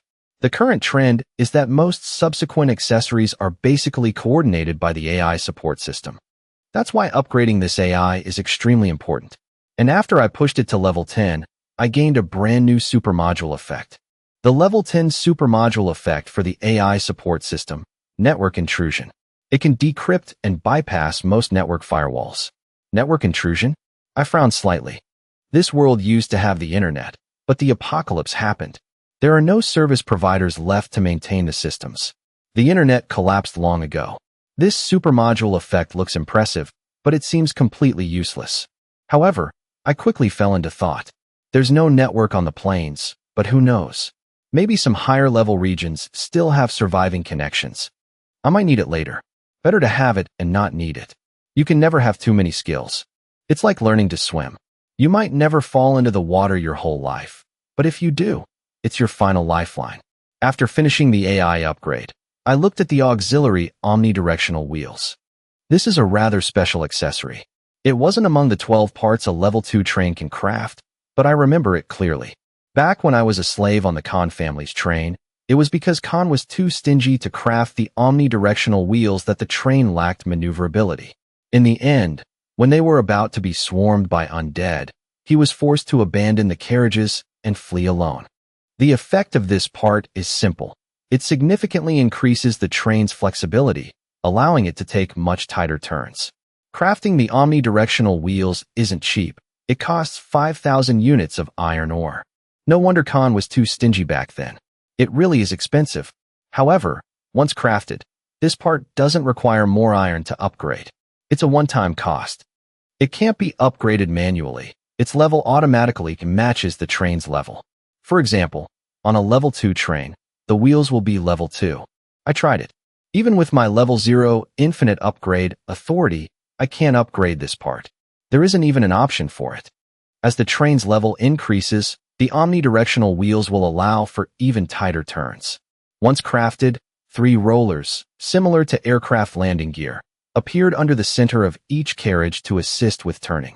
Additionally, I narrowed my eyes and shifted my gaze to the other accessories I hadn't upgraded yet, ever since I tried upgrading the seemingly ordinary train radio to level 10 and received the remote trading supermodule effect.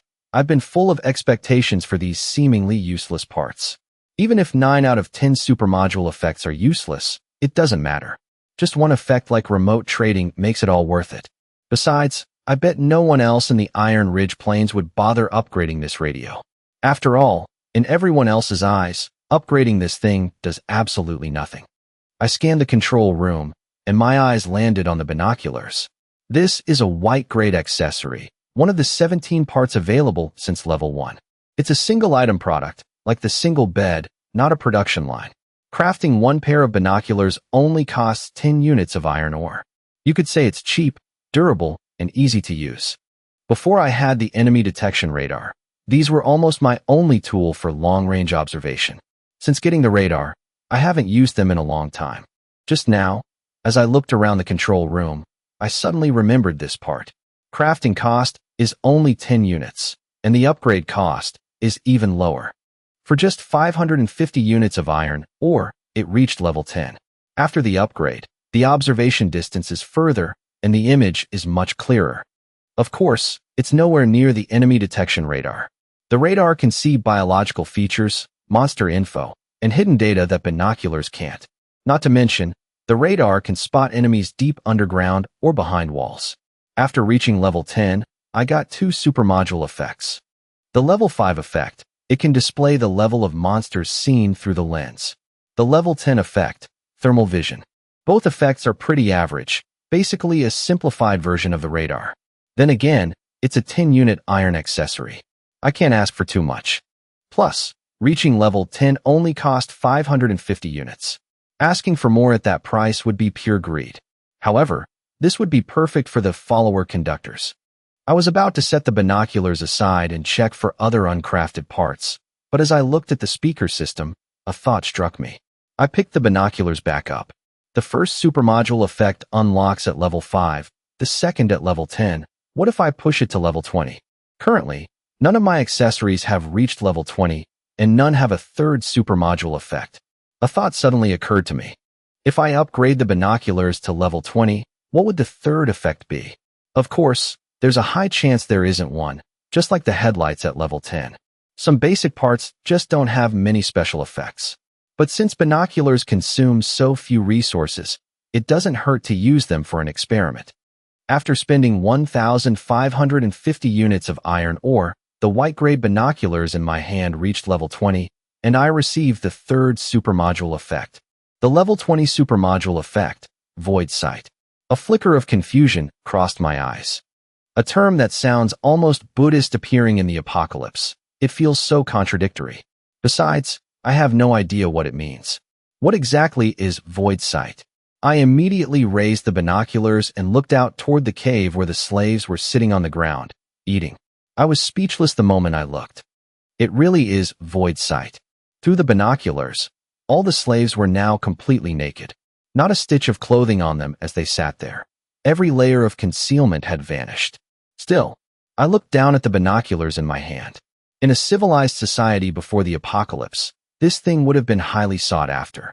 It's not that everyone is a pervert, but humans have a powerful innate curiosity.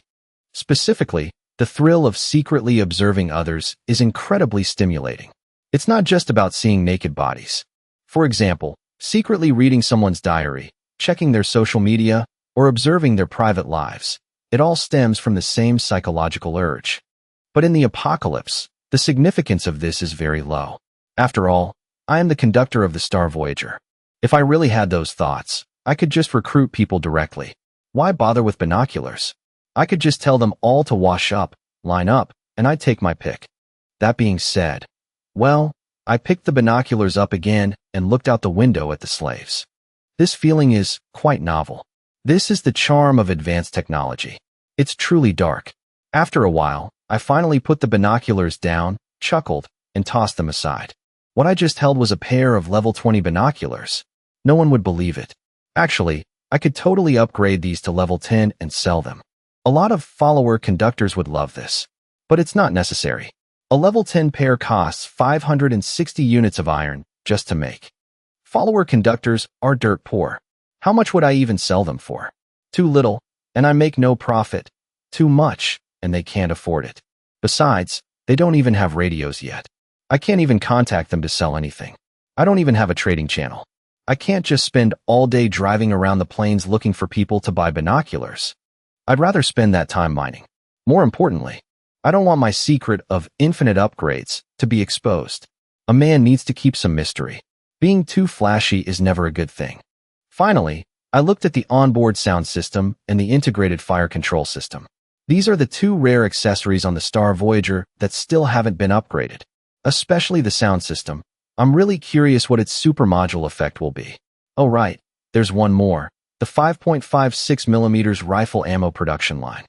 It's used to make ammo for the Dragon Claw assault rifles. Last time, I prioritized the heavy machine gun ammo line.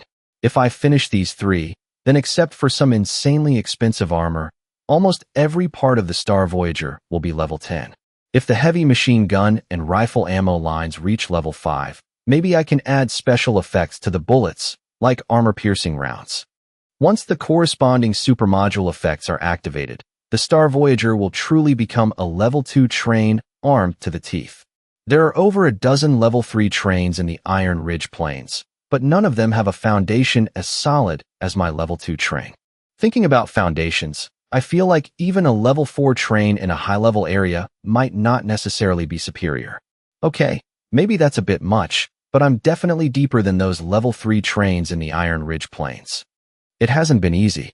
With the next phase of the plan ready, I feel a weight lifted.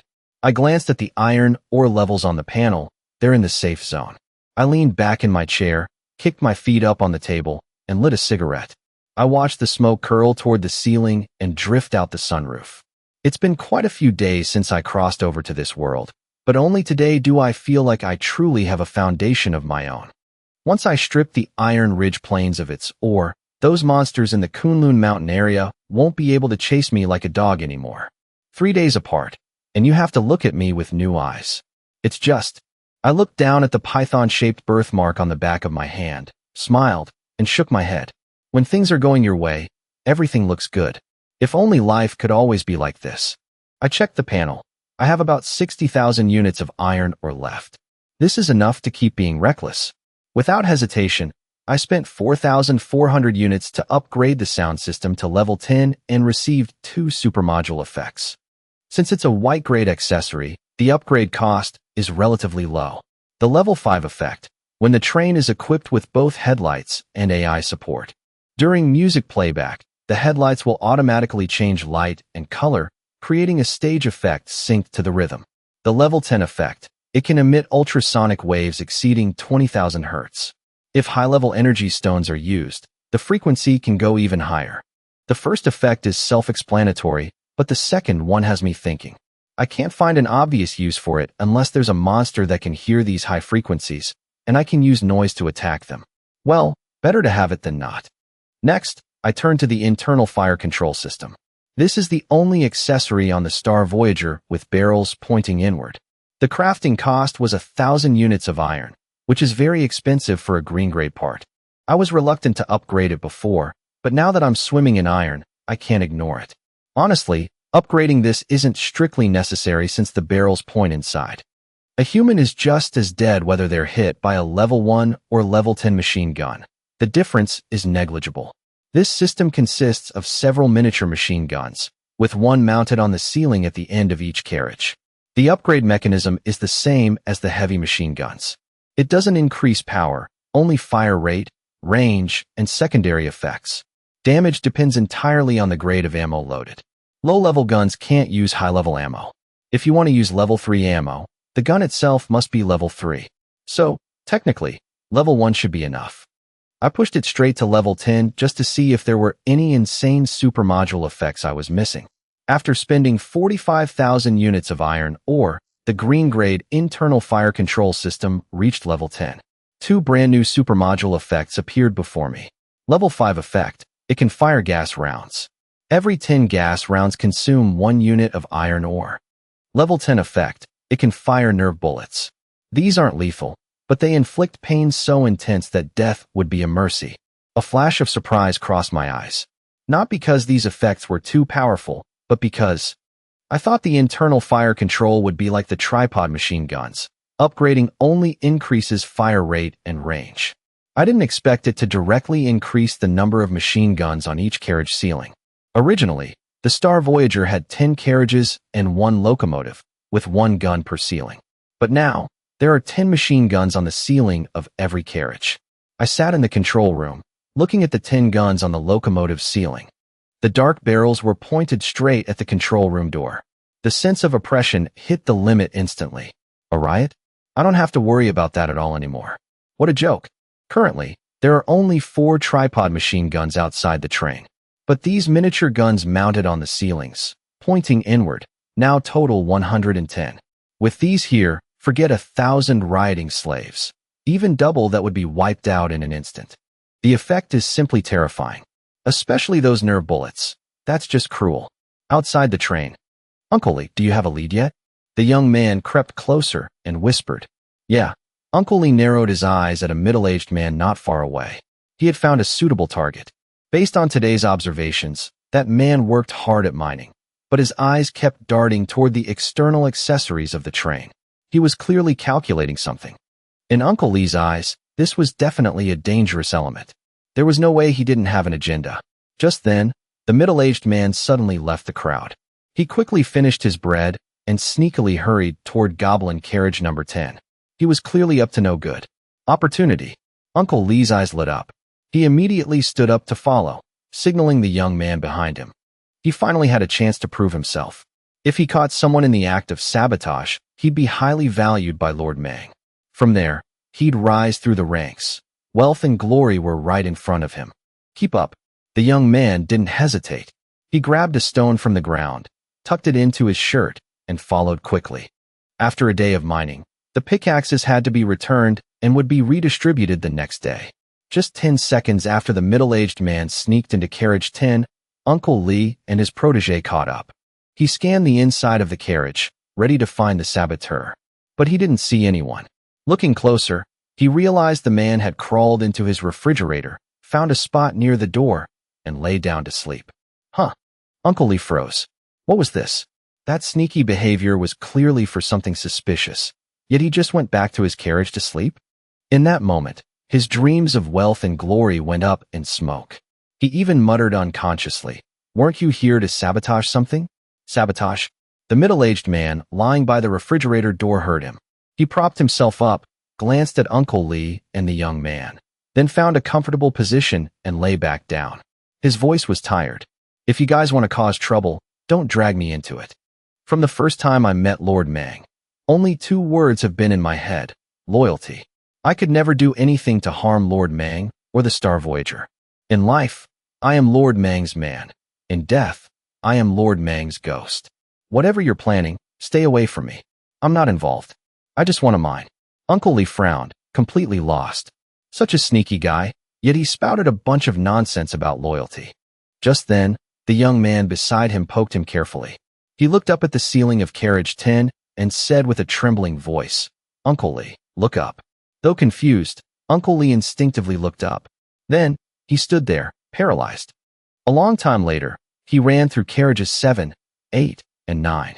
Then, without a word, he jumped off the train and walked to the edge of the underground river, staring at the rushing water in despair. 10 guns. Every carriage has 10 of those damn machine guns, mounted on the ceiling, covering the entire space. No blind spots. It would take 10 seconds to wipe out a carriage of slaves, easier than killing chickens. Clearly, this morning before mining, there was only 1 gun per ceiling, but they came back to find 10. It was obvious, as the slave count grew, increasing internal firepower was a natural move for Lord Mang to solidify his position. If it were him, he would have done the exact same thing. But Boss Mang, isn't he being a bit too paranoid? Are 10 machine guns aimed inside every single car really just for intimidation? Or is it in case I'm in a bad mood one day, and I decide to just reset everything in 10 seconds and swap in a whole new batch of slaves? Excuse me. The young man stepped closer cautiously. He lowered his head, looking a bit sheepish as he asked, Uncle Lee, is our plan still a go? Uncle Lee remained silent for a long time. Finally, he couldn't hold it in and snapped, Plan? What fucking plan? In this situation, who would even dare to cause trouble? No matter how tough you think you are, your legs would turn to jelly the moment you saw those 10 machine guns. There are only 4 machine guns on the outside of the train, but over 100 on the inside. Who would dare to riot? Yeah, the young man nodded in agreement. I was thinking the same thing. So, let's change the plan. What's your next move, Uncle? What next move? Uncle Lee turned and glared at him, fuming. There is no plan. You ask me every single day what the plan is. What do you take me for? A strategist. Uncle Lee took a deep breath. He turned his head to watch the underground river relentlessly crashing against the cliff walls. After calming down, he spoke slowly. Don't rush me. Give me some time. I'll definitely come up with a new plan. The idea of using those reckless rioters as cannon fodder won't work anymore. Let me think on it.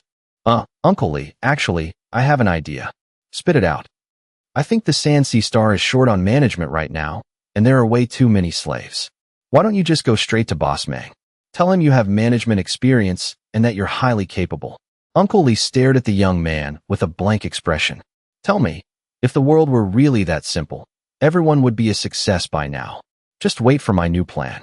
Inside guard car number 5 of the Sansi Star, Biaozi was eating dinner.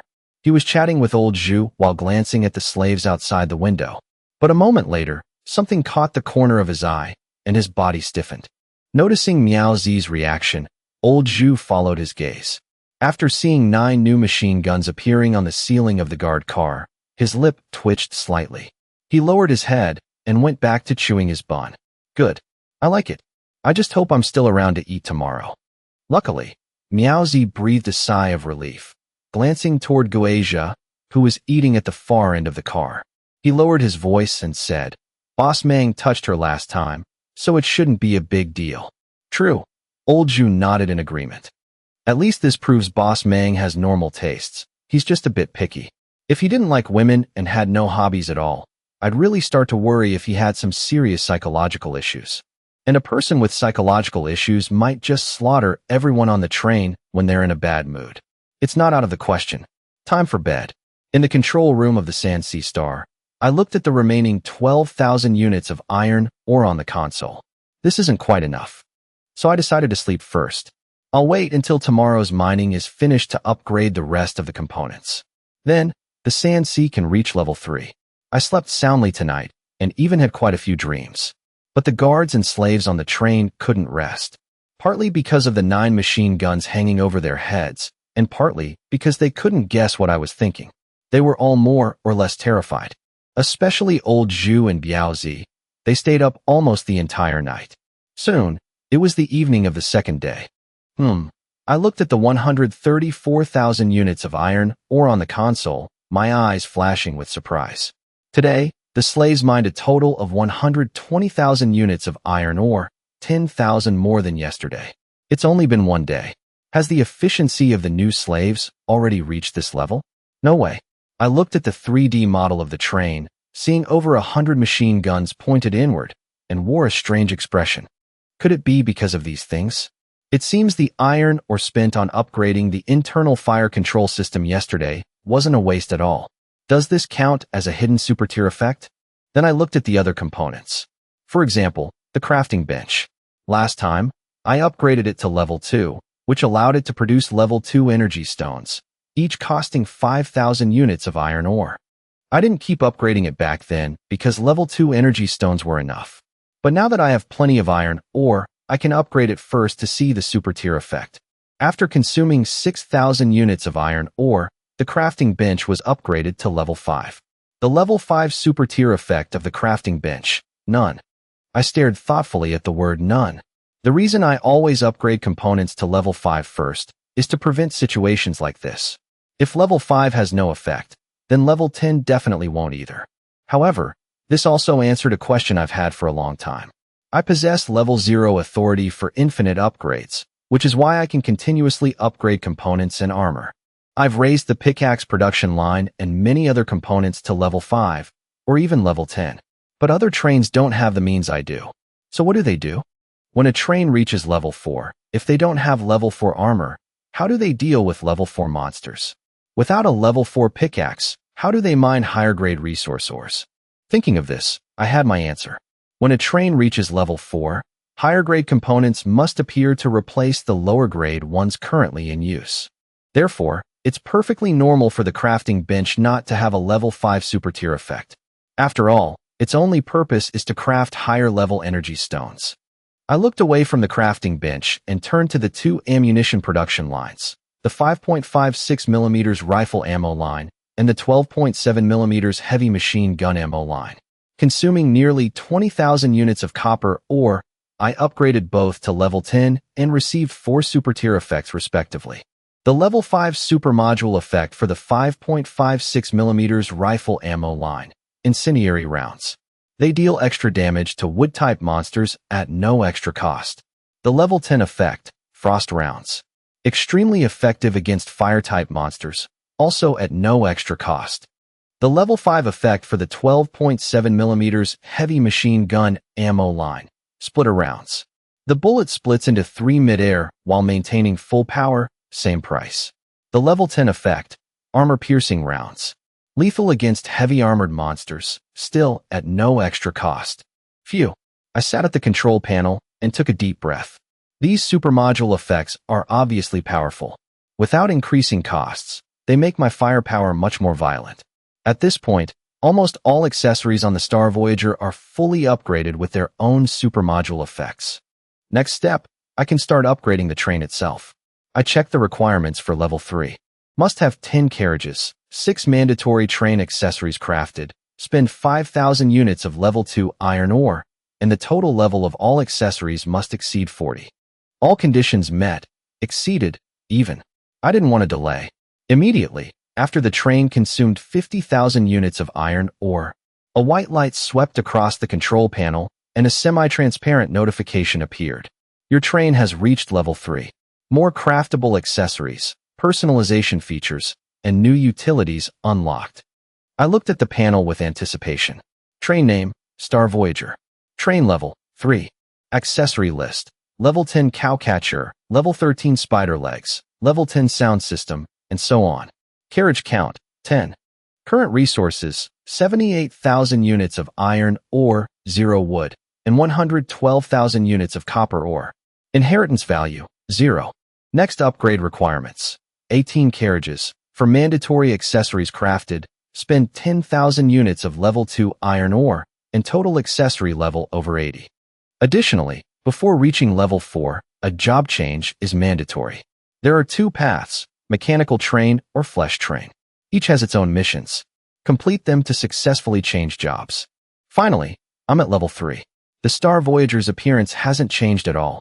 Upgrading the train doesn't directly increase combat power. It just increases base speed and unlocks more accessories and functions. For example, a level 2 train's base speed is 130 km per hour. At level 3, it hits 160 km per hour. Honestly, that increase is negligible. On the bright side, 9 new craftable accessories are unlocked, are mandatory for the level 4 upgrade. The other 5 are optional, but for most people, optional means mandatory. If you don't craft them, it's hard to hit the total accessory level needed for the next upgrade, unless you have other ways to get blueprints. Also, the most obvious change is the inheritance value section on the panel. Mine is currently 0. With enough inheritance value, there's a chance to trigger more fortuitous encounters in high-level areas. Sources of inheritance value are few. For example, taking in children under 12 or using an apocalypse marriage certificate to hold a wedding for survivors on board. The first proves that even in the apocalypse, people think about the future of humanity. The second proves that even if etiquette collapses, true love still exists. But so far, I haven't seen a single child. I haven't even seen anyone 15 or 16. Thinking pessimistically, in this brutal environment, that age group would find it very hard to survive more than a year. As for that marriage certificate, I haven't found the right person to use it with yet. No rush. Inheritance value only really matters in high-level areas, and I have no plans to go there anytime soon. Looking at the 9 new accessories, I finally figured out how to repair damaged parts. Nano Repair Spiders is a gold-grade accessory, costing 1,000 units of iron. Virtual Combat Space is gold-grade, also 1,000 units. Internal Space Stabilizer is gold-grade, another 1,000 units. Personal Exoskeleton Production Line is also gold-grade, costing 1,000 units. These 4 are mandatory and required for the level 4 upgrade. A strange look flashed in my eyes. These 4 are all very powerful. The first one, Nano Repair Spiders, is used to fix damaged parts. Before this, damaged parts couldn't be repaired. You just used them until they broke, then crafted new ones. This part arrived a bit late, only unlocking at level 3, but it makes sense. Most level 1 and level 2 parts aren't that expensive. If they break, you just make new ones. Unlike me, whose parts are all high level. If I had to replace them every time they got damaged, I'd go bankrupt no matter how many resources I had. The second and fourth parts are for enhancing personal combat capabilities. One increases combat skills, the other produces exoskeletons. I checked the exoskeleton description. It's not heavy armor or a mecha, but a streamlined metal frame that fits close to the body. It enhances overall physical stats, but offers no defense. It won't stop bullets or monsters. Worn under clothes, it looks completely normal from the outside. Still, I narrowed my eyes, deep in thought. I used to think personal combat was a fake necessity since the train handles all the fighting. But after hitting level 3, 2 personal combat accessories appeared back to back, and both are mandatory. As they say, Manga had to create the world before everything else could exist. If the foundation isn't there, the rest won't follow. This is a natural law. In other words, during the transition from level 3 to level 4, there will definitely be a stage or a place that severely tests personal combat ability. It's likely the job change mission or some special zone. Otherwise, these 2 accessories would be pointless. The last mandatory part is the internal space stabilizer. This one will definitely make my slaves happy. It ensures that no matter how the train moves, even if it's climbing a vertical cliff, hanging midair, or even doing a spiral takeoff, the interior remains perfectly level. No more slaves being piled up like sardines whenever the train climbs a wall. Excellent. These 4 mandatory parts provide a massive boost. I kept looking at the 5 optional ones. Central air conditioning is gold grade, costing 1,000 units of iron. Storage crates are green grade, costing 500 units of wood. Eternal shock absorbers are gold grade, 1,000 units. Medical bay is gold grade, also 1,000 units. Unknown accessory has an undetermined grade. It only costs 1 unit of iron, but it can only be crafted after the job change, where it becomes a heavy external weapon corresponding to the chosen path. The central AC is obvious. Winter is coming. This can maintain a base temperature inside the train so the slaves don't freeze to death, and it adds a ventilation system to improve air quality.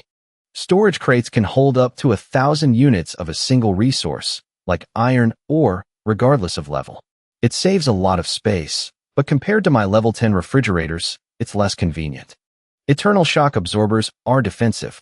As long as the external armor isn't destroyed, they can negate most of the impact from monsters or collisions. The medical bay allows for the treatment of most external injuries just by lying inside. But I already have the level 10 simple medkit, which is even more effective. As for the last one, it's the cheapest part I've ever seen, just 1 unit of iron. But I can't make it yet. I have to wait for the job change. Choosing the mechanical path gets me a heavy external weapon for that system, and the flesh path does the same. These 9 craftable accessories are the most significant changes after the Star Voyager reached level 3. It's worth noting that level 1 had 17 parts, level 2 had 12, and level 3 only has 9. The number of craftable parts is decreasing as the train levels up. Many basic parts have been phased out, like the various binoculars. Other minor changes are hidden in the control panel and train dashboard, not displayed directly. I have to find them myself. For example, in the carriage customization function from level 2, a new feature appeared at level 3. The carriage with the 40-barrel cherry blossom rocket launcher was originally an open-top carriage. It was exposed on all sides and the top, making the accessory very vulnerable since it had no armor. At level 3, I can craft an advanced version of the open-top carriage. It's enclosed on all 4 sides, with the rocket launcher hidden inside. When needed, the top armor retracts, and the launcher rises to roar and fire into the sea of flames. A very practical function and not expensive. Upgrading each open-top carriage to the advanced version only costs 1,000 units of iron. I have 2, so it's 2,000 total. The top armor doesn't need extra iron since it was included in the previous armor upgrade. Additionally, 3 new buttons appeared on the control panel: Reproduction Plan, Instant Self-Destruct, and Instant Eject. Pressing the first one releases a special mist that prevents all members from conceiving, except for those in the breeding carriage. I pressed it immediately. I don't want anyone on board getting pregnant right now. The second button is brutal. One press and the train self-destructs with massive force. My lip twitched looking at it. If I accidentally bumped it, I'd go straight to heaven. But then, a transparent plastic cover appeared over the button. It even has a fingerprint scanner. Only I can open it. If anyone else tries to force it, under the AI's coordination, the internal fire control system will immediately lock on and fire. Plus, even after pressing the button, a second confirmation is required on the screen to activate the self-destruct. That makes it safe. It's impossible for someone to accidentally open the cover, accidentally press the button, and then accidentally confirm it on the screen. If someone is that clumsy, then King Yama accidentally crossing their name off the list of the living is just natural. Those are all the changes and new functions added after the Star Voyager reached level 3. As for the last button, Instant Eject, the mechanism is simple. If the train faces an unstoppable threat, pressing this button will launch the conductor's seat straight into the air. Whether there's a parachute or how you survive the apocalypse after leaving the train, those aren't the button's problem. Its only job is to launch.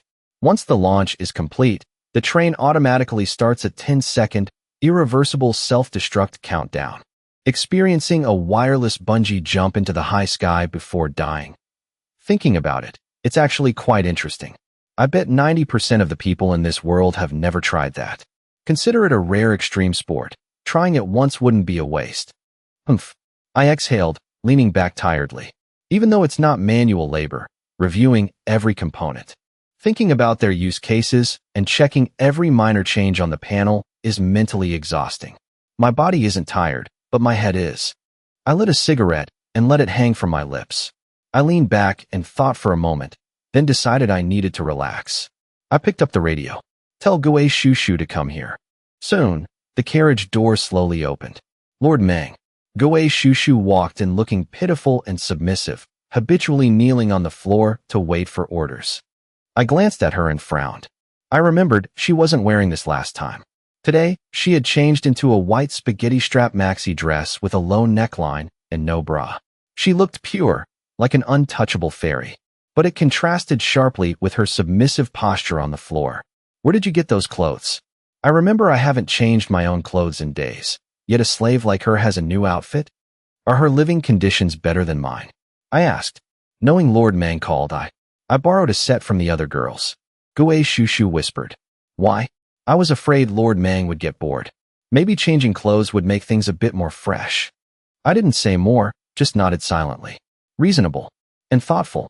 I looked Gue Shushu up and down as she knelt, then waved her over. Come here. She was very obedient, moving in front of me and kneeling again. She placed her hands on her thighs and waited patiently. I stretched my legs and pulled her closer under the control panel. I leaned back and patted her head. Begin. 3 minutes later, I frowned and opened my eyes. Something was still missing. After a moment, I tapped the screen beside me, found the variety show Gue Shushu used to be on, and hit play. Now I nodded in satisfaction and leaned back. This is the right feeling. On the screen, Gue Shushu appeared as a goddess, giggling behind her hand with sparkling eyes, completely untouchable. But under the control panel, she was a different story. This contrast is what makes it interesting. I experienced too much in my past life. My threshold is very high. Ordinary, bland things don't move me anymore. I prefer this kind of mental stimulation. 15 minutes later, I rested my feet on Gue Shushu's shoulders as she knelt obediently. I lit a cigarette and relaxed into my chair. I smiled. Tell me, what reward do you want? Lord Mang. Gue Shushu massaged my calves and whispered. I already have level 1 slave benefits and don't have to work. Besides, Lord Mang is the strongest and most charismatic conductor I've ever met. Since the apocalypse began, I've never felt as safe as I do on this train. I'm already very content. If possible, I have a close friend, also a star, named Rin Jiao. She's even prettier than me and has kept herself pure. But shortly after the apocalypse, I lost contact. Last time we spoke, she said she was hiding in the safe room of her villa in Shay City on the Shay Plains. Her food and water must be gone by now. If Lord Mang meets her, I'm sure you'll like her. The smile on my face slowly faded. I looked at Gue Shushu calmly. After a long moment, I blew out a thin stream of smoke and said slowly, You want me to drive that far just to save someone? The Shay Plains is a green zone bordering the Iron Ridge Plains to the far north. You have to cross the abyssal apocalypse and drive for another hour to get there. Gue Shushu didn't dare look me in the eye. She just bowed her head, took off my shoes and socks, and gently massaged my feet. I was silent for a while, then asked casually, Is there really someone that clean in showbiz? Every time an investor came for her, I stood up and took it for her. You're that noble? She came from a good family. I didn't. She helped me a lot before. One more drop of ink or a whole patch on a piece of paper doesn't make a difference. So she won't be as submissive as you. I'll teach her. Teach her how? Gue Shushu looked up at me, her voice small and a bit muffled. Teach her to be like this. Is that okay? Has she ever been on a variety show? Yes, she has. I nodded and leaned back, waving her away. Go back for now. If I ever have a chance to go to the Shay Plains, I'll consider stopping by Shay City. In pilot carriage number 5, Old Zhu was whispering to Biaozi. Seeing Gue Shushu return, Old Zhu coughed and pretended to look out the window, talking about something else. Once she reached her bed at the end of the carriage, the two looked at each other, their eyes full of worry. What should we do? Biaozi whispered, his expression complex. Lord Mang called Gue Shushu again. That's the second time. How do we handle her situation? Didn't you say you were good at this? Think of something. Last time, everything was ready, but Gue Shushu was too full to continue. So far, no one on the Star Voyager has touched her. Old Zhu took a deep breath and said hoarsely, Rearrange things. Lord Mang called her twice. He's clearly satisfied with her service. At this point, neither of us can touch Gue Shushu. Sharing a woman with a superior, even just on the surface, is a major taboo. If Lord Mang hadn't called her again, it would be fine. But since he called her a second time, it's not appropriate. But Lord Mang made a promise to the slaves. Lord Mang might be stuck in the middle. On one hand, he likes her service. On the other, he made a public promise and can't back down, or he'll lose face. But since he likes her, he can't let the slaves below touch her. So what? Keep going. Biaozi was anxious. What's the solution? I don't know. Old Zhu scratched his head in frustration. Mostly, I can't guess what Lord Mang is actually thinking. Maybe he doesn't care at all, and we're just worrying for nothing. Then why don't we just ask? Are you crazy? You go ask him. Even if he does feel that way, would he admit it? Look, Old Zhu took a deep breath and finally came up with a plan. He said seriously, if we keep her for him and misread his intent, he might get angry. But if he doesn't care, and we take it upon ourselves to keep her, he'll also be angry if he finds out. Between two evils, choose the lesser. Clearly, being scolded later is better. So let's go with the second assumption first. Gue Shushu definitely can't be sent down. In fact, she basically can't be sent down anyway. My point is, only the top miner gets Gue Shushu. But the top 100 miners are all those goblins. Those guys have zero interest in women. They only care about mining. They won't even look at her. That way, everyone wins. This is the best solution I can think of. What do you think? Biaozi threw his hands up, looking helpless. You're the deputy conductor. I'm just the muscle. This is obviously your call. Old Zhu gritted his teeth and made a decision. I'll take the heat. If Lord Meng asks later, it's on me. Let's do it. Biaozi left, and Old Zhu watched him go. Only then did he exhale, wiping cold sweat from his forehead. He slumped into his chair, sighing. Being a deputy conductor isn't easy, especially when I really can't guess what Lord Meng is thinking. Usually, he's not great at reading superiors, but he can usually figure out 70 or 80%. Only with me is he truly blind. He doesn't know what I'm thinking.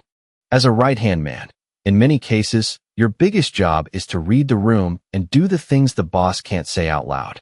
Being a right-hand man for a long time is never easy because when things go south, the first bomb usually explodes on the second-in-command's head. Soon, it was evening again, and the slaves finished work.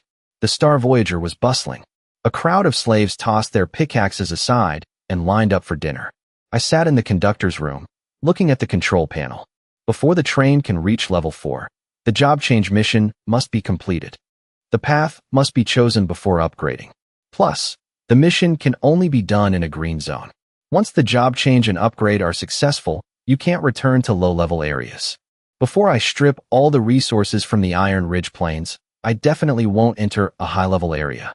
Still, that doesn't stop me from previewing the job change missions. The Flesh Train path has 5 missions. Completing any one of them is enough. S-rank mission: kill 3 level 6 monsters. A rank: 3 level 5 monsters. B rank: 1 level 5 monster. C rank: 1 level 4 monster. D rank: 1 level 3 monster. S rank is just absurd. Using a level 3 train to kill 3 level 6 monsters. Honestly, I don't know who could do that. Maybe only me. As long as the ore in the Iron Ridge Plains is enough for me to push my armor to level 6 and upgrade all my weapons, I can do it. But for other trains, I can't imagine it. Without the level 0 infinite upgrade authority, how could they complete this?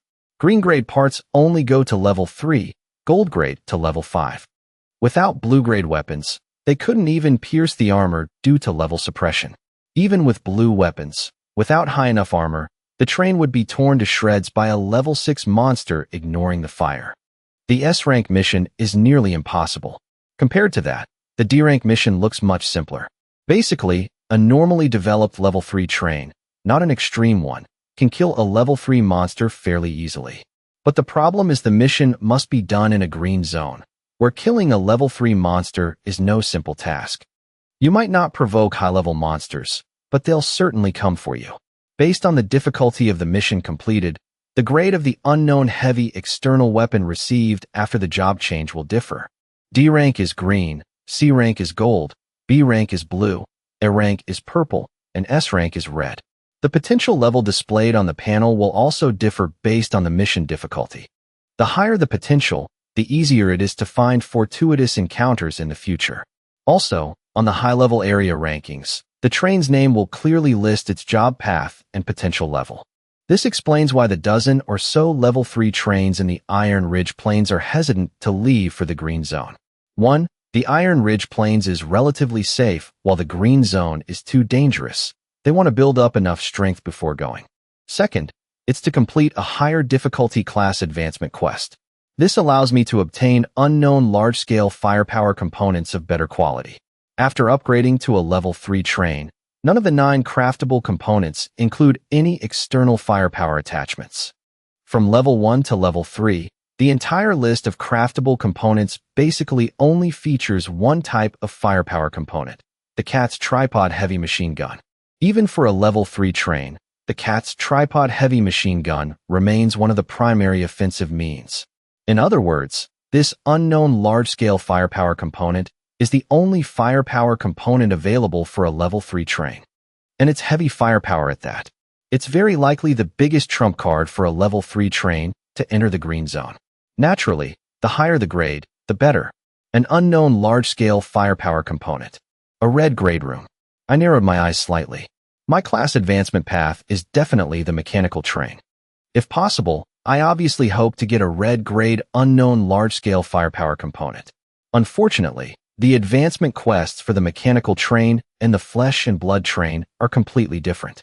If the mechanical train's S-rank advancement quest was also to kill 3 level 6 monsters, it would be much simpler for me. I'd just need to develop to the limit in Teeling Huayuan, then enter the green zone and take out 3 level 6 monsters. Done. But the mechanical train's advancement quest is much more complicated. Most importantly, I only have 2 chances to accept an advancement quest. Once a quest is accepted, it must be completed within 24 hours to be valid. If the conditions are met without accepting the quest first, it's considered void. Take the Flesh and Blood Train's advancement quest, for example. If you haven't accepted the S-rank quest, even if the train luckily kills 3 level 6 monsters, it won't count. You have to accept the quest first, then complete it. If both attempts at the advancement quest fail, you can't advance.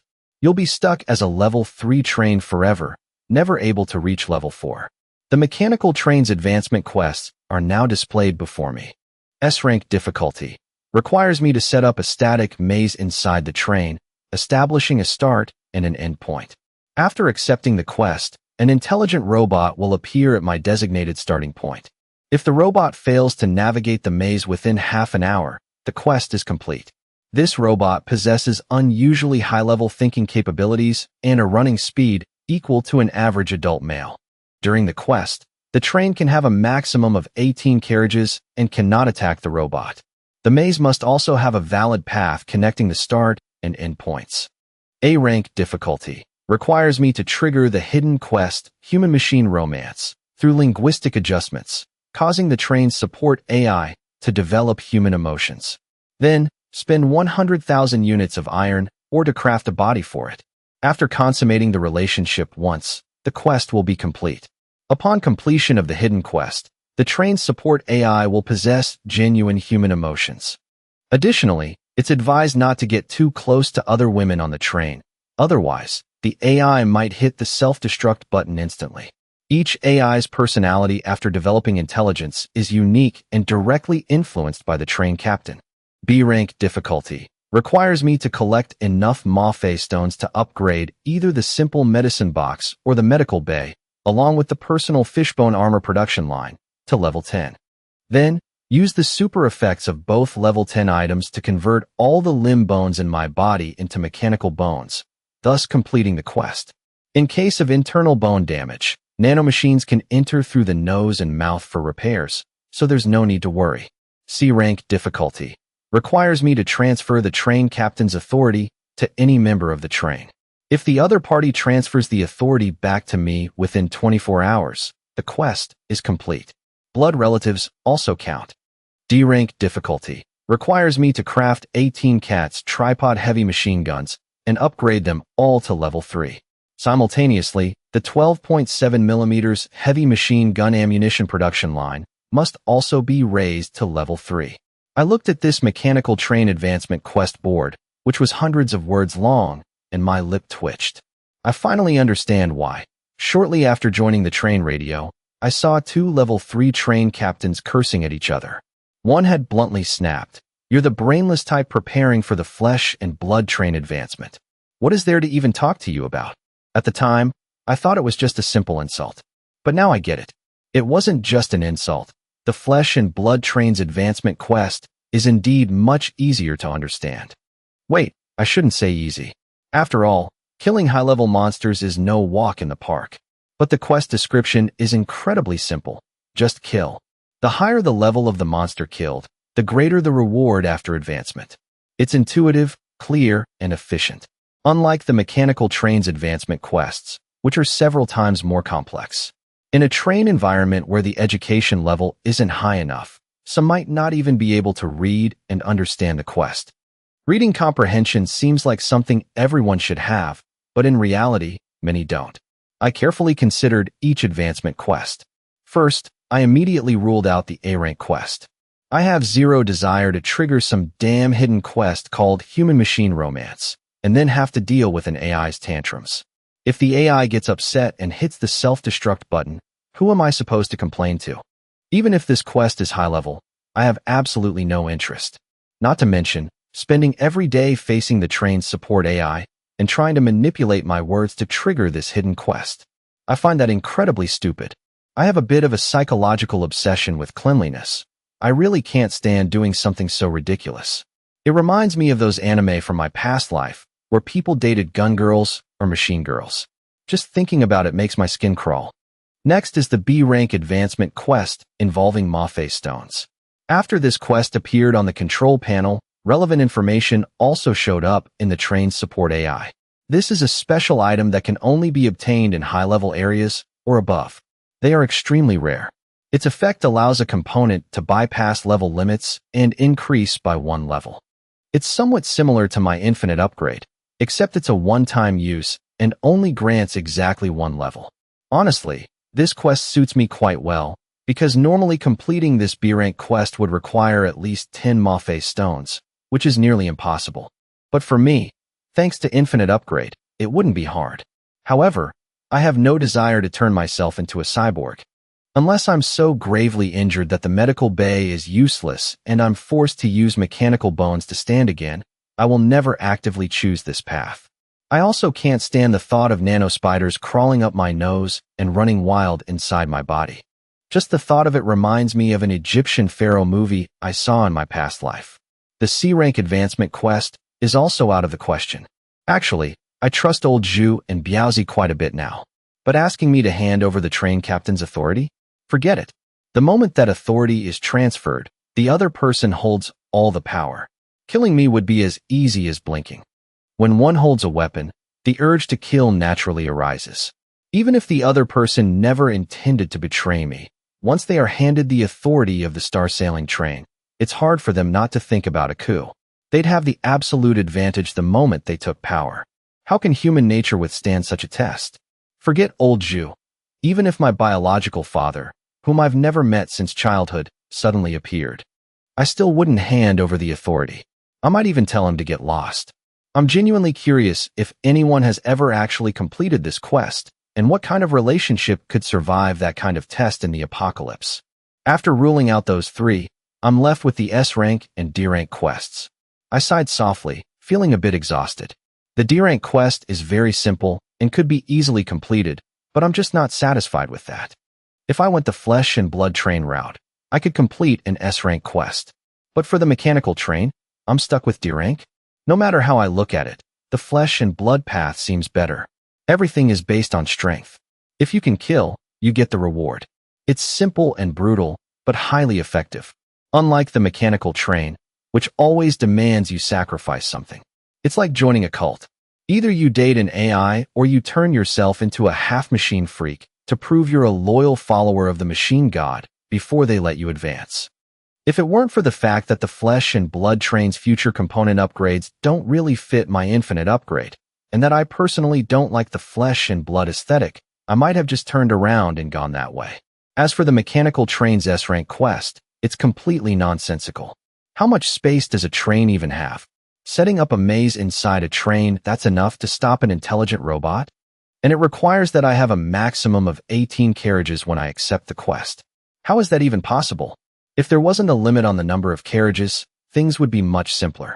After all, crafting a normal carriage only costs 100 units of iron ore. I could make 5,000 carriages for just 500,000 units. I could even set the start at the last carriage and the end at the front. No maze needed. Just let it run. At the speed of an adult male, let's see if it can clear 5,000 carriages in half an hour. If I could do that, the quest would be a breeze. Unfortunately, that path is completely blocked, and I'm not allowed to attack the robot. Otherwise, my integrated fire control system would have come in handy. With over 100 heavy machine gun barrels firing inside, I'd really like to see how tough this robot is. But the problem is, the train only has so much cramped space. Wait, I was lying on the chair, sighing in exhaustion, when a spark of inspiration suddenly flashed in my mind. I sat bolt upright, my eyes fixed on the mechanical train's S-rank advancement quest. It seems there might be a way after all. The space inside the train isn't enough, but I have level 10 refrigerators. A level 10 refrigerator has 100 square meters of space inside. Plus, You can put refrigerators inside refrigerators. I'll damn well just craft 100 fridges, shove all 100 of them into one single fridge, and create a massive maze. That actually seems feasible. That robot with its extraordinary thinking ability. After it pushes open a refrigerator door, it'll find an empty space with 2 more doors. It pushes open the left door, looks back, and finds it's still a refrigerator door.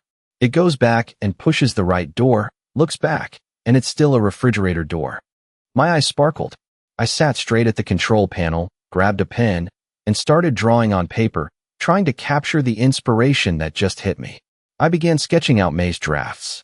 One level 10 refrigerator, including crafting and upgrading, costs 4,500 units of iron ore. 100 level 10 refrigerators would be 450,000 units. That's not much. Tealing Huayuan can easily provide enough resources for me to complete this S-rank advancement quest.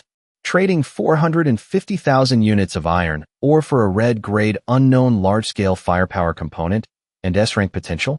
It's more than worth it. This is a no-brainer. The only thing to consider now is how to use these 100 refrigerators to create an extremely difficult maze. I have the idea, but my maze design skills are basic at best. A standard maze must ensure the main path is deeply hidden. At the same time, there must be many forks to waste time and countless highly deceptive dead ends. This is clearly a technical job, and I'm not great at it. But back in my corporate days in my past life, I always believed in one saying: leave professional work to the professionals. A boss doesn't need to be an expert in everything. A boss just needs to set the direction and shoulder the risks. Thinking of this, I immediately picked up the walkie-talkie. Old Zhu, go ask the slaves if anyone has ever designed a maze. I need to find someone to help me design the most complex maze possible. Yes, sir, Old Zhu replied quickly. It was just about time for the slaves to finish work and eat. After settling that, I went back to sketching maze drafts on paper. After about half an hour, I finally finished a 2D rectangular maze. Phew, I leaned back in my chair, holding the paper up to admire it, feeling quite satisfied. With this level of difficulty, it would take at least 5 or 6 minutes for anyone to get from start to finish. Just then, there was a knock at the door. Come in. Old Zhu walked in with a young man. Lord Mang, this slave says he was a game designer before the apocalypse. He's also a maze enthusiast with a lot of experience in creating complex mazes. Oh, I looked this young man, who was about 24 or 25, up and down. Then I handed him the maze I had just drawn. Try this maze. See if you can clear it within a minute. I'll try. The young man seemed a bit nervous. He stepped forward, took the pen and paper, leaned over the table, and began to deduce very quickly. I was patient. I wasn't in a rush. I lit a cigarette, leaned back, and slowly exhaled a long puff of smoke. I said casually, "Don't feel pressured. I'm just checking your skill level." Later, before I could finish, he said, "Done."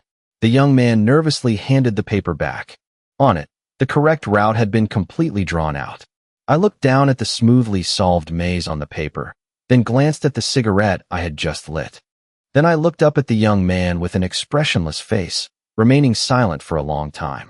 A heavy sense of defeat suddenly welled up inside me.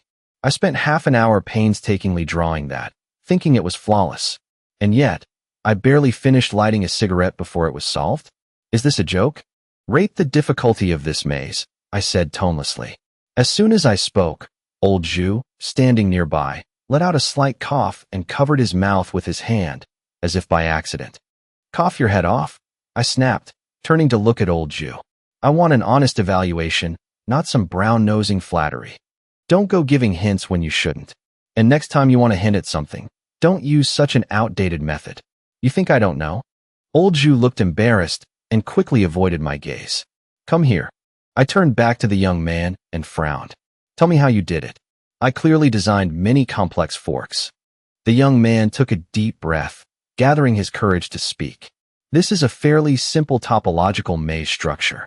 This kind of rectangular maze looks winding and curvy on the surface, but its essence is actually just a straight line.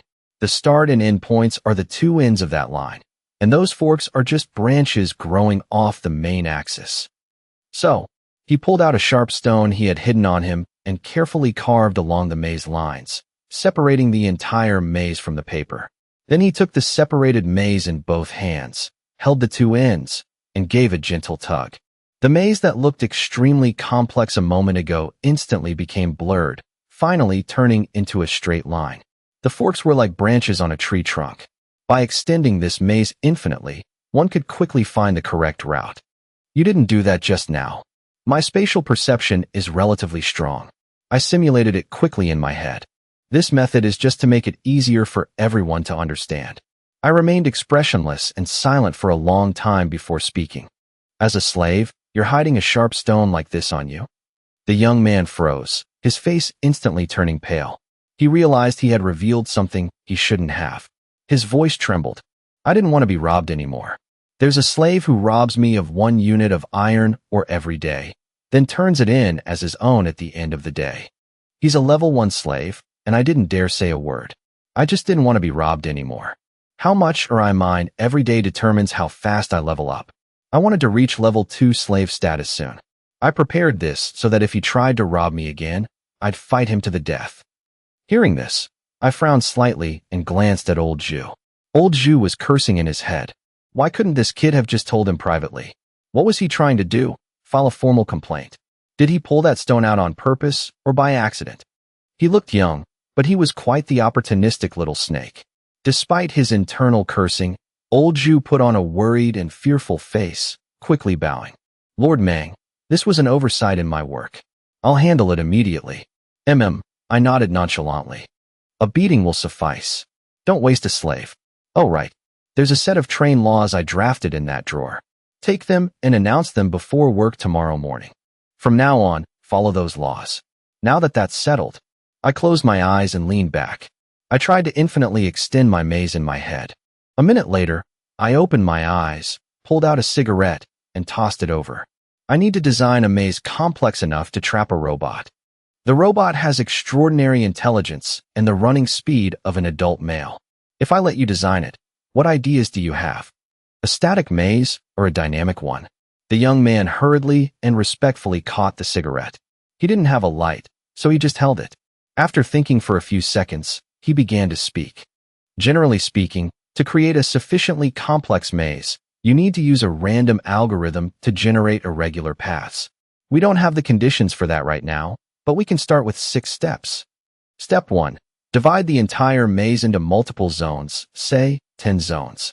Each zone is its own maze, and the correct path will thread through all of them. Step 2. Each junction must have at least 3 directions to keep the dead-end ratio at about 60 to 70%. It's best to overlap 7 layers of paths. Step 3.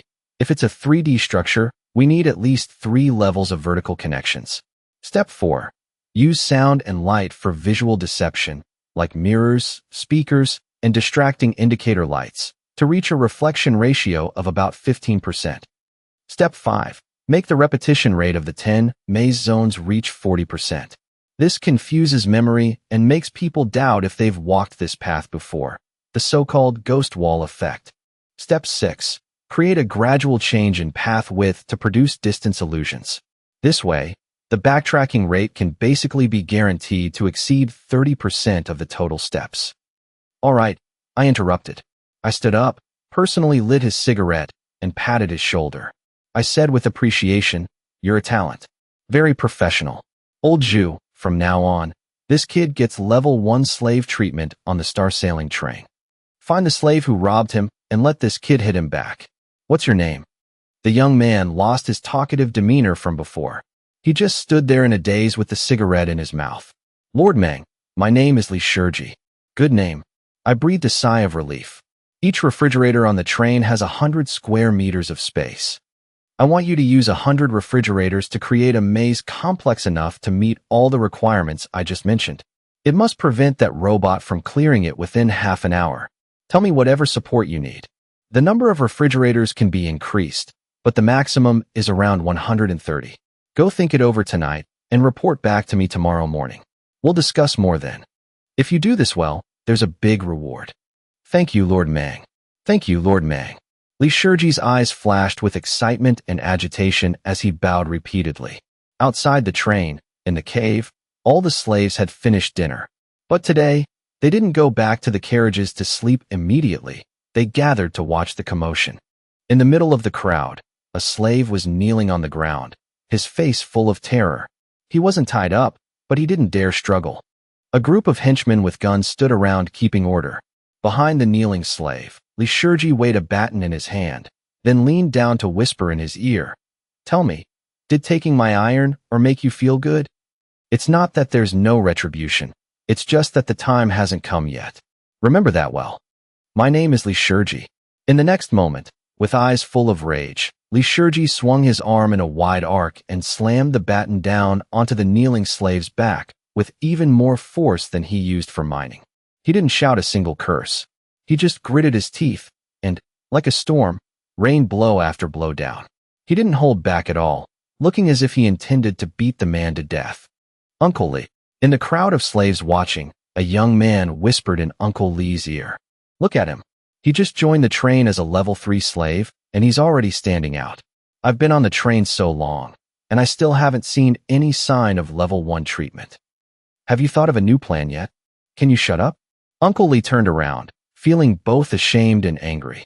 "Are you the one pressuring me? Stop pressuring me every day. I'm stressed enough as it is. You're expecting too much of me. Oh, so should I expect something from myself? I'm clearly unreliable. Shut up. I'll think of something. Of course. I've always believed in you, Uncle Li." In the crowd, Biaozi stood with his arms crossed, a cigarette in his mouth. He smirked at the scene. "Chief Zhang, I bet you that kid went and filed a formal complaint on purpose." "Nonsense." Old Zhu's face was a bit sour. "You think I can't see that? You don't need to tell me. That kid is sharp. I don't like him. But Lord Mang seems to like him a lot." "Of course he does. I don't like his personality either, but he definitely has talent." Old Zhu paused, hesitating. He can infinitely extend a complex rectangular maze into a straight line in his head. "Can you do that?" "I've been trying for a while, and my head is about to explode. Every time I close my eyes, I just see countless lines flying around. I can't figure it out. I'm a martial artist, Chief Zhang. If I had that kind of skill, would I have been a guerrilla construction contractor before? Your head is only good for being a contractor. If you can't collect a debt, you're stuck. I'm a martial artist." "So what if you're a martial artist?" Biaozi winked and laughed. "A martial artist collecting debts is exactly the right profession. There wasn't a single debt I couldn't collect. Why else do you think I was a leader before?" Old Zhu snorted in disdain. "Give it a rest. You almost got killed by Heihao. Stop bragging." Old Zhu continued. "You used to be a level 2 train captain. Do you know why he'd need a giant maze to trap a robot?" "No idea." Biaozi shook his head seriously. "Lord Mang found that kid for that specific job? Don't look at me. I really don't know. My old train and Lord Mang's train aren't even the same type. Saying they're worlds apart isn't enough. But let me give you some advice. Lord Mang didn't say to beat the man to death. That kid's strikes are erratic. That slave looks like he's about to stop breathing. Also, don't hold a grudge against the kid. Lord Mang is only using him for the maze. Once he's out of value, that's it. You're still the second in command on this train, Chief Zhang. Don't make things ugly later. You'll definitely be the one to suffer." "I know that." Old Zhu sighed softly. "I'm not stupid enough to hold a grudge. I'm just annoyed because it's the first time someone went over my head. He didn't tell me. He went straight to Lord Mang. I'm afraid Lord Mang thinks I'm oppressing the slaves so much they're afraid to speak to me. It's fine. Problems have to be exposed to be solved. Relax." Old Zhu stopped talking and stepped forward. He said in a deep voice, "That's enough."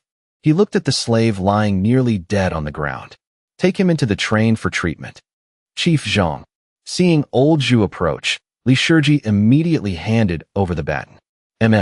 Old Zhu took it expressionlessly, then turned to the watching slaves and pointed to the iron mine not far away. "Get back to the carriages and sleep.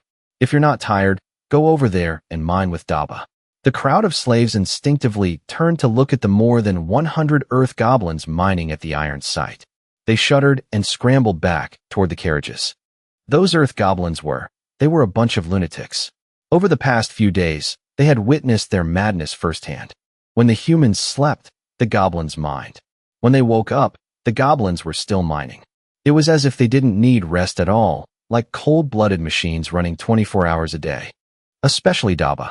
He was constantly at the top of the daily mining leaderboard. No one had ever surpassed him. He was truly invincible. Initially, everyone looked forward to the mining rankings, but once the goblins took over the top 100 every single day, they stopped bothering to look. The competition was too fierce, terrifyingly so. They were like a bunch of superhumans. At first, many people were curious when they saw the earth goblins and tried to strike up a conversation. But after being told several times, "Stupid human, don't bother the great earth goblins while they mine," no one dared to go near them again. This Daba guy seemed to spend his whole life trying to prove his own greatness. As the slaves ran back to the carriages, old Ju stood there looking at Daba in the distance, who was still mining with a determined face.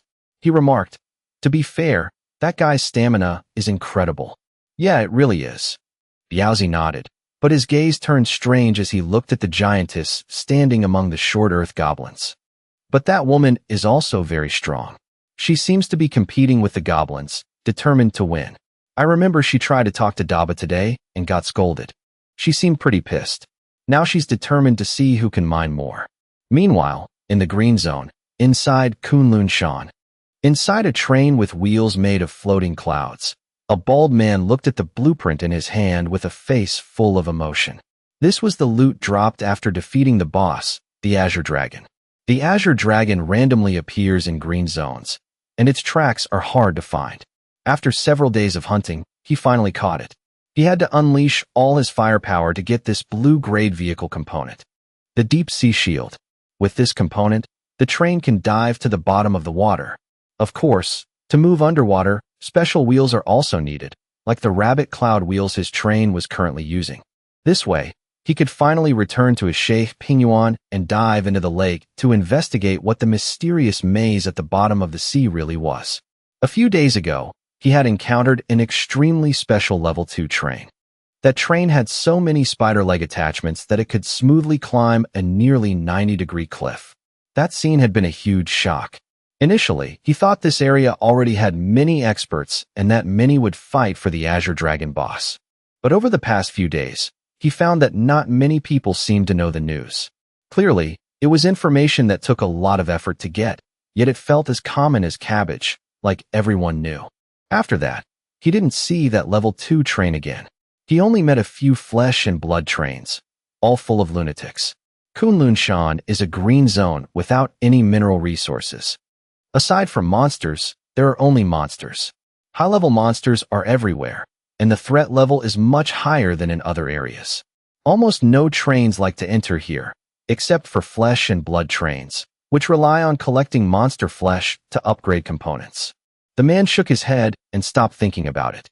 He picked up a razor nearby and carefully shaved off the stubble that had just grown on his head, a habit he kept from before the apocalypse. Then, he entered the coordinates for Sheikh Pingyuan into the control panel. The roar of the engine sounded, and the train floating in the air sped toward the distant clouds. The firmament train, traveling through time. A few hours later, the bald man arrived at Sheikh Pingyuan and drove the train close to the lake. Next, accompanied by the sound of gears turning, the cloud wheels of the stationary train began to retract into the carriages. Multiple mechanical arms extended from both sides, quickly twisting and hammering at the bottom of the carriages. Soon, propellers emerged from beneath the train. With a loud clank, the wheels were successfully swapped. The entire process took only 1 minute. Impressive. The bald man sat in the locomotive, looking at the completion notification on the control screen. He couldn't help but smile with satisfaction. This was the charm of the yellow-grade mechanical arm component. This component, combined with the train's support AI, can complete many difficult maneuvers. For example, changing wheels. Before, every time he changed wheels, he had to stop the train and have mechanics go down to change each connection point between the carriage and the wheel. The more carriages, the longer it took, always over 10 minutes. With the mechanical arms, he only needed exactly 1 minute. Even though they were both level 5 trains, the number of rare components he possessed was far greater than other trains.